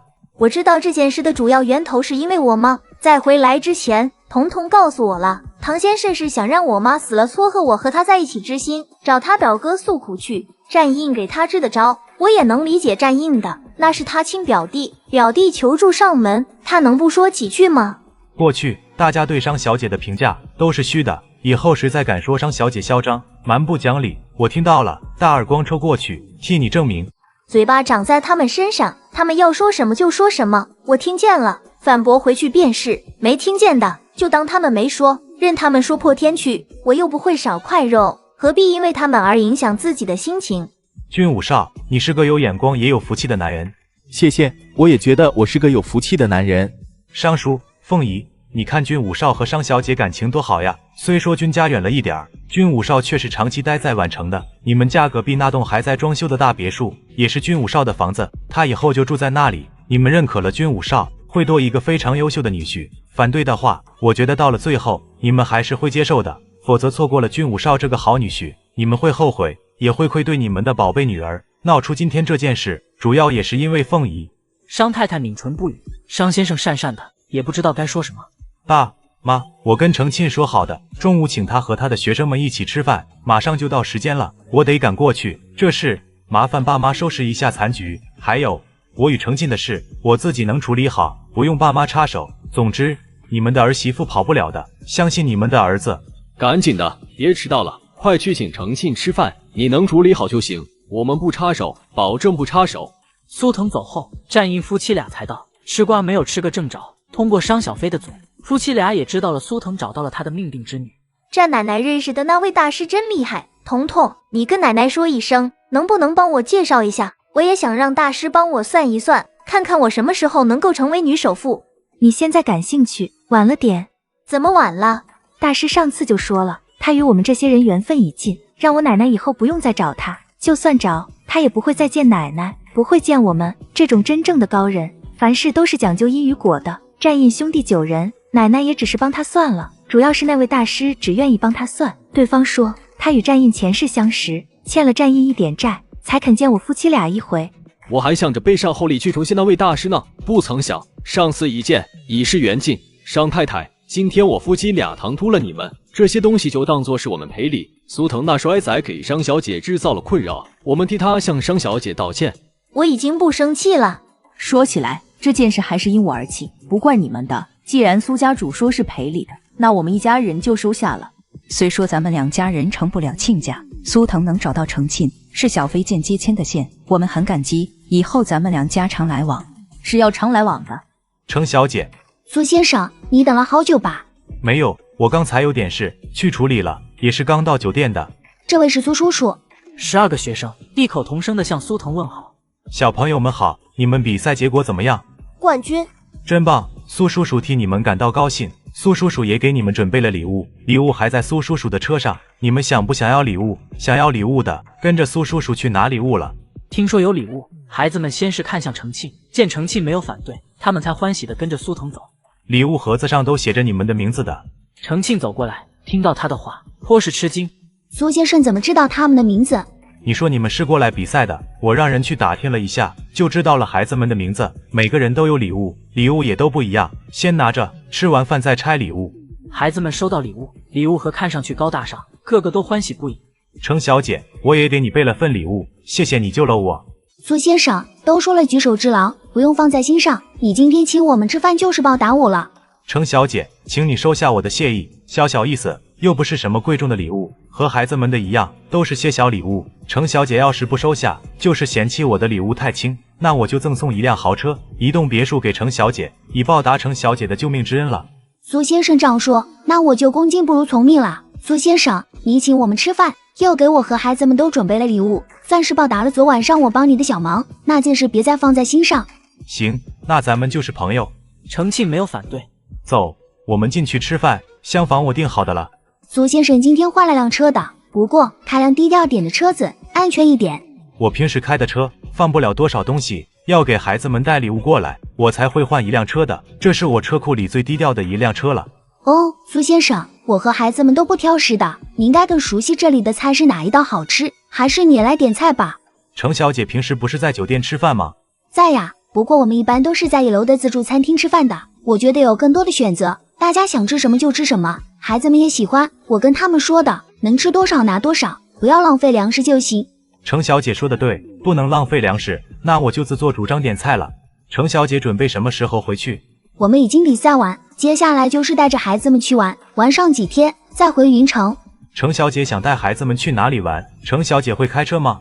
我会开车，18岁考到的驾照，现在已经有6年的驾龄。莞城的动物园、出名的公园以及一些景区、海边呀，我都想带孩子们去玩。程小姐会开车，我借辆车给你使用，你们想去哪里，我给你们当免费的导游。莞城有很多好玩的地方，都可以去玩，你们可以等国庆假期结束了再回去。我们是在假期的第3天回去，免得最后一天到处人太多。苏先生工作忙，不敢打扰苏先生。我租了大巴车的，就是送我们回来的那辆大巴车，已经跟司机说好了出行的车费。付钱了吗？还没有。不用付钱了，就我借辆车给你，加上我开1辆车就够了。我工作再忙，程小姐难得来一趟，我也要尽到地主之谊。要不是程小姐帮了我，我说不定被抢个精光，还有可能遭到绑架，遭受歹徒的折磨，生不如死呢。程小姐就是我的救命恩人，请程小姐吃饭不足以报答救命之恩的，救命之恩当涌泉相报。那些抢匪怎么样了？会被判多少年？全部进去了，会判多少年？现在还不知道，不过抢劫罪最少也要判几年。苏腾撒谎那是面不红气不喘，他的手下是进去了，但不是进去坐牢，而是进了医院。你是倒霉，我听说莞城的治安很好的，都不知道多少年没有摩托车党出现，一出现就遇到了你。我倒觉得是他们倒霉，是他们出师不利，一出现遇到了程小姐侠骨一胆，救了我，把他们打倒在地。我想他们做梦都想不到，他们那么多人还会栽在你一个人的手里，叔叔可以说是将他们一锅端了。活该，好手好脚的，做什么不好？程小姐，你们去玩的事，车我出了，我陪你们到处玩，有我这个本地人带领着，你们也少走些弯路，更不用担心被坑。程小姐听说过悠悠山庄吧？这个山庄名字听着有点耳熟，我好像听说过。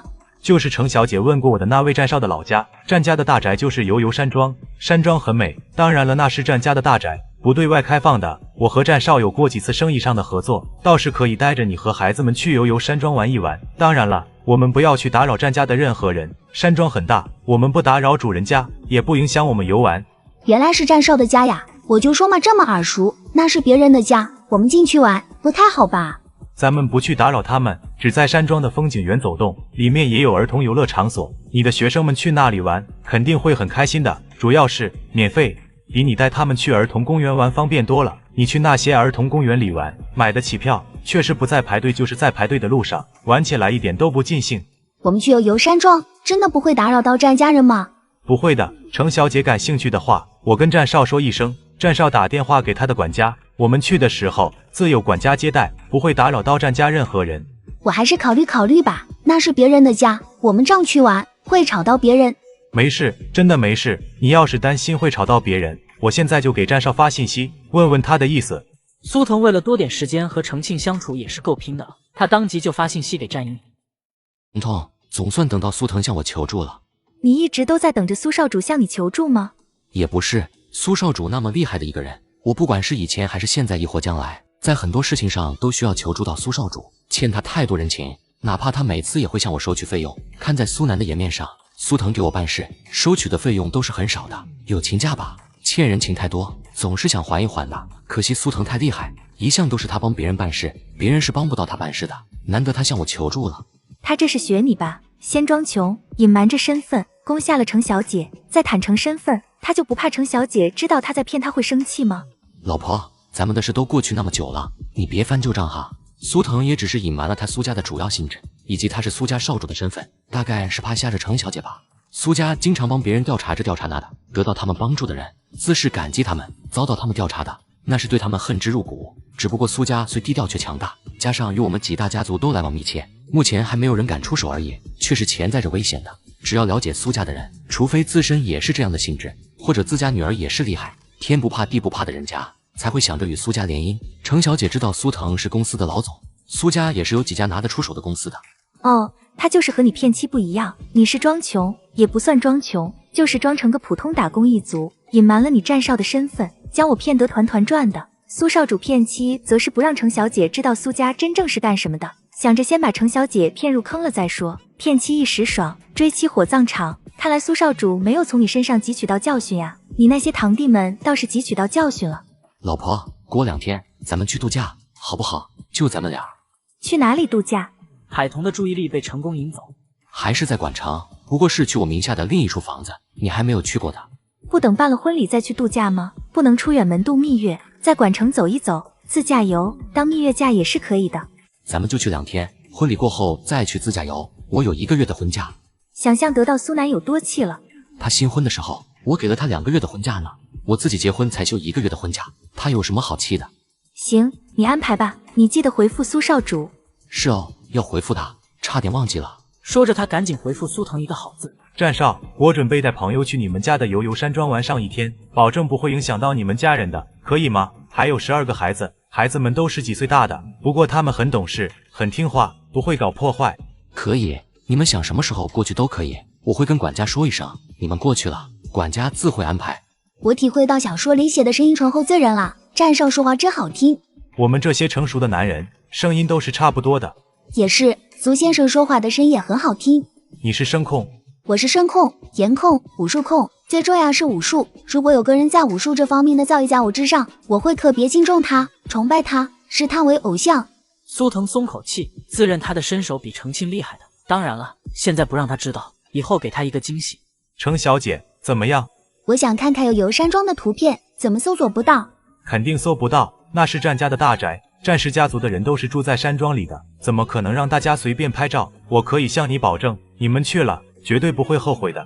那就去一趟吧。明天苏先生方便吗？我想明天带孩子们过去。随时都方便，我又不用天天回公司，在公司里我也是一言堂，什么事都是我说了算，只有我管着别人，别人是管不到我的。下午呢？下午就带着孩子们在附近的公园走一走。我们坐车回来的时候，看到附近有个大公园的，公园里草木茂盛，能遮阳。附近是有个公园，那下午我带你们在附近走一走，逛了公园后，再带你们去逛美食街，一条街道都是卖吃的，保证你和孩子们都喜欢。好啊，过来之前简单的了解下宛城，知道美食街的存在，就是还没有时间去逛上一逛。苏先生，你点了太多的菜。没事，吃不完，我们可以打包回去，饿了就吃。苏先生也会打包吗？我以为你们这些大总裁吃饭的时候点满了山珍海味，吃不完就不要了呢。我平时一个人在酒店吃饭，只吃2菜1汤，分量都是刚好一个人的量，这样就不会浪费。或者直接去1楼的自助餐厅吃，想吃什么就拿什么，拿了就要光盘，绝不浪费。我是有钱，但我的钱也不是大风刮来的，也需要我努力去拼搏才有回报。自己知道赚钱的不容易，就不会随便浪费。程庆朝他竖起大拇指，他喜欢这样的男人。吃饭吧，小朋友们，你们喜欢吃什么就加什么菜吃。喜欢吃什么就吃什么，能吃多少就吃多少。他们都很听程小姐的话，我留意到他们做什么都会先看程小姐。是他们的父母教的好。我想你们程家武馆不仅仅是教人习武吧，也会在为人处事上对学生们言传身教。学武之人不是很讲武德的吗？是的，武德很重要。两个人边吃边聊，像老熟人一样。大哥，你在忙吗？挺忙的。怎么了？你那边出问题了吗？与公司无关，是我的私事，感情问题。你和商小姐吵架了吗？是你的错还是商小姐的错？我们俩都没有错。大哥，今天临近中午的时候，苏家主夫妻俩带上厚礼去了小飞家里提亲。这是怎么回事？君然，要不要我跟爷爷奶奶还有爸妈说一声，然后我们也备上厚礼登门拜访，顺便帮你提亲？目前危机解除了，不过提亲仪式也可以提上日程了。战印和海童办婚礼，大哥和大嫂会过来参加婚礼吧？那是自然的，我和你大嫂的婚礼，战印都来参加了，轮到他和海童的婚礼，我和你大嫂必须参加。等我们去参加战印的婚礼，再帮你去商家提亲嘛。好，我等会儿就给妈打电话，也跟您嫂子说一声，让妈和您嫂子准备好厚礼，到时候去商家提亲。君然，你确定没问题了吗？我不敢确定，不过也不能再拖下去。哥看得出来，你和商小飞的感情很稳定，商小飞值得你去爱。至于他的父母家人，放心，交给哥，我们帮你搞定。谢谢哥。谢什么呀？咱们是亲兄弟，我们都盼着你能幸福的。跟哥说说，今天中午的事，苏家主怎么突然跑去商家提亲呢？君然叹口气，将事情的来龙去脉都告诉了哥哥。万幸，苏少主找到了他的命定之女，否则这件事真不容易解决。我都吓死了。我早就跟你说过，应该让我们带去商家一趟的，只要爸妈表态了，我想商太太会打消顾虑的。你又不让我们插手，等到战印和海童办婚礼时，我们过去参加婚礼，再去商家帮你提亲。放心，一定帮你办成，不会让你再提心吊胆的。能先订婚也不错。肯定会帮你们定下来，放心吧。咚咚咚，敲门声响起。哥，我有客人来了，先不聊，你跟大嫂说，让大嫂和妈开始准备厚礼。行，你先忙，大哥办事，你放心，咱妈和你嫂子早就等着去帮你提亲的了。进来。小飞，你怎么过来了？怎么不想我过来？怎么可能？我是想着我刚从你家里回公司，你不会在这个时候过来的，无端端的，怎么给我送花？送花一向都是我的专利。喜欢吗？喜欢，你送的，哪怕是一根草，我也喜欢。那我下次送你一根草，看你喜不喜欢。我还没有尝试过收到草的滋味呢，就等着你满足我。这个容易办，下次我去菜场的时候，给你带上1麻袋的草回来，全都送给你。我要不要去买头牛回来养着？我送给你的草，你敢拿来喂牛试试？不敢，不敢。你看看，喜欢吗？你所有衣服都是这个牌子，店也给你买了相同牌子的衬衫、西装外套都有。你买的衣服，我当然喜欢，尺码也是刚好适合我的。傻瓜，送给你的衣服当然要买合身的，也有2条领带，1块手表。我天天戴着的这块手表也是你送的。轮着戴，这块手表我觉得更好看一点。小飞，你的眼光很好，你帮我买的东西都是又好看又好用，我喜欢。那是，我的眼光是很好的，不管是我看中的东西还是人，都优秀至极。小飞，告诉我，为什么突然间又送我这么多礼物？我有点慌，害怕你是送我这些东西后就跟我说，君然你很好，是我不够好，我们分手吧。你是不是跟着小军看小说了？小说看多了吧，想象力那么丰富。看多小说的人想象力不一定丰富，但是写小说的人想象力一定丰富。我嫂子以前就是兼职写小说的，嫁给我哥后都还在写，后来完结了一部文，她又认回了亲生父母，事情太多，她才没有再动笔。大嫂以后都不写了吗？我觉得大嫂的小说挺好看的，可能也是我从不看小说吧。第一次看就是大嫂写的小说，看过后觉得大嫂的想象力是真丰富。大嫂现在忙得很，估计没时间动笔了吧？不过她偶尔还是会写的，没有发表而已。她拿我们兄弟当素材呢。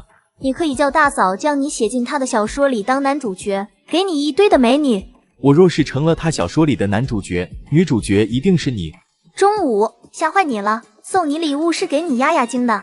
是吓死我了，你不知道，我收到消息时脸色都变了，吓得我手脚冰冷。我当时大脑想不到其他，只想到一点，就是我心爱的女人绝不拱手让人，就算要与苏家翻脸，要与苏家为敌，我也坚决不放手。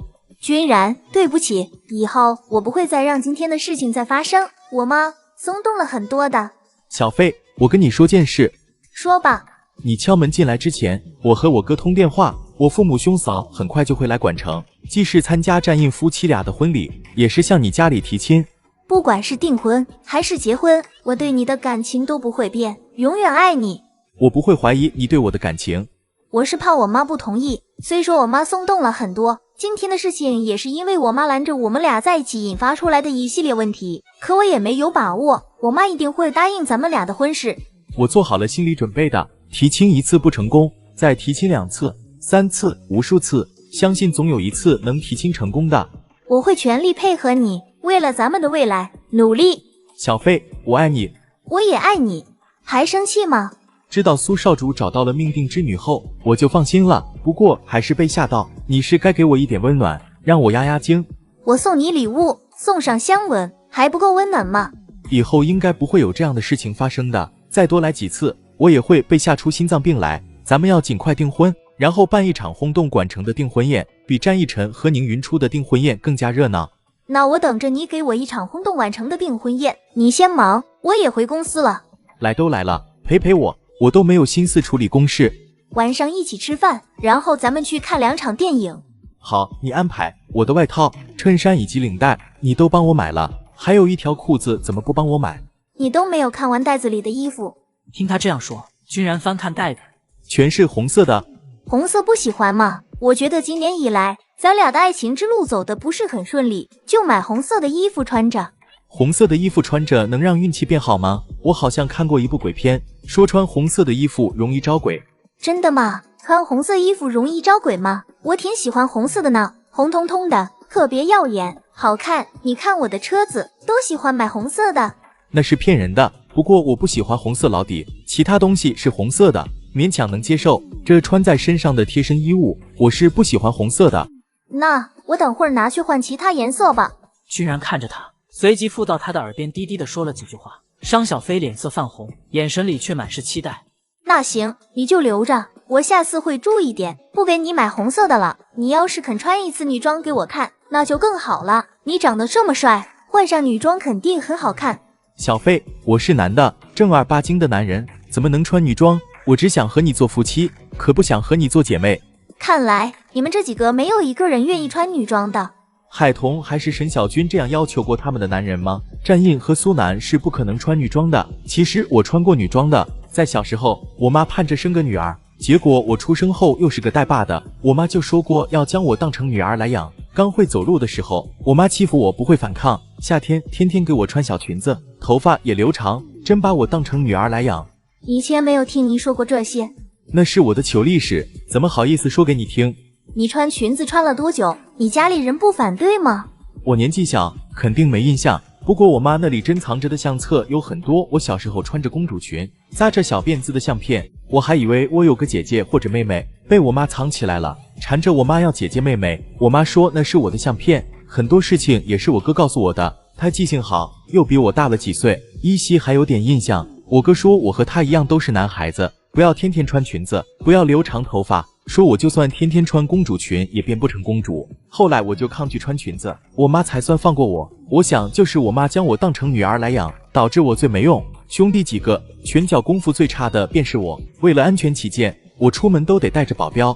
你哪里没用了？在我心里，你是个很优秀的男人。你是拳脚功夫在兄弟当中最差，我是一点都不会。这样说的话，我岂不是更没用？不会拳脚功夫的人多了去，会功夫的人反而很少。就算我不会功夫，别人也欺负不了我。你看彤彤会功夫，但是海玲姐又不会，你总不能说海玲姐没用吧？海玲姐那是错过了学武锻炼身体的时候，而且她也不喜欢，彤彤喜欢，以后可不能说自己没用，我不喜欢听。好好好，我不自贬了，我君然是个很优秀的男人，很好的男人。那是肯定的，能让我让小飞爱上的男人都是很好的。两个人在办公室里卿卿我我好一会儿，商小飞还是离开了。我是真约了客户，不好爽约，等我谈完生意了就来接你下班。不用你过来接我，我去接你吧。行，我走了，你回去忙你的吧。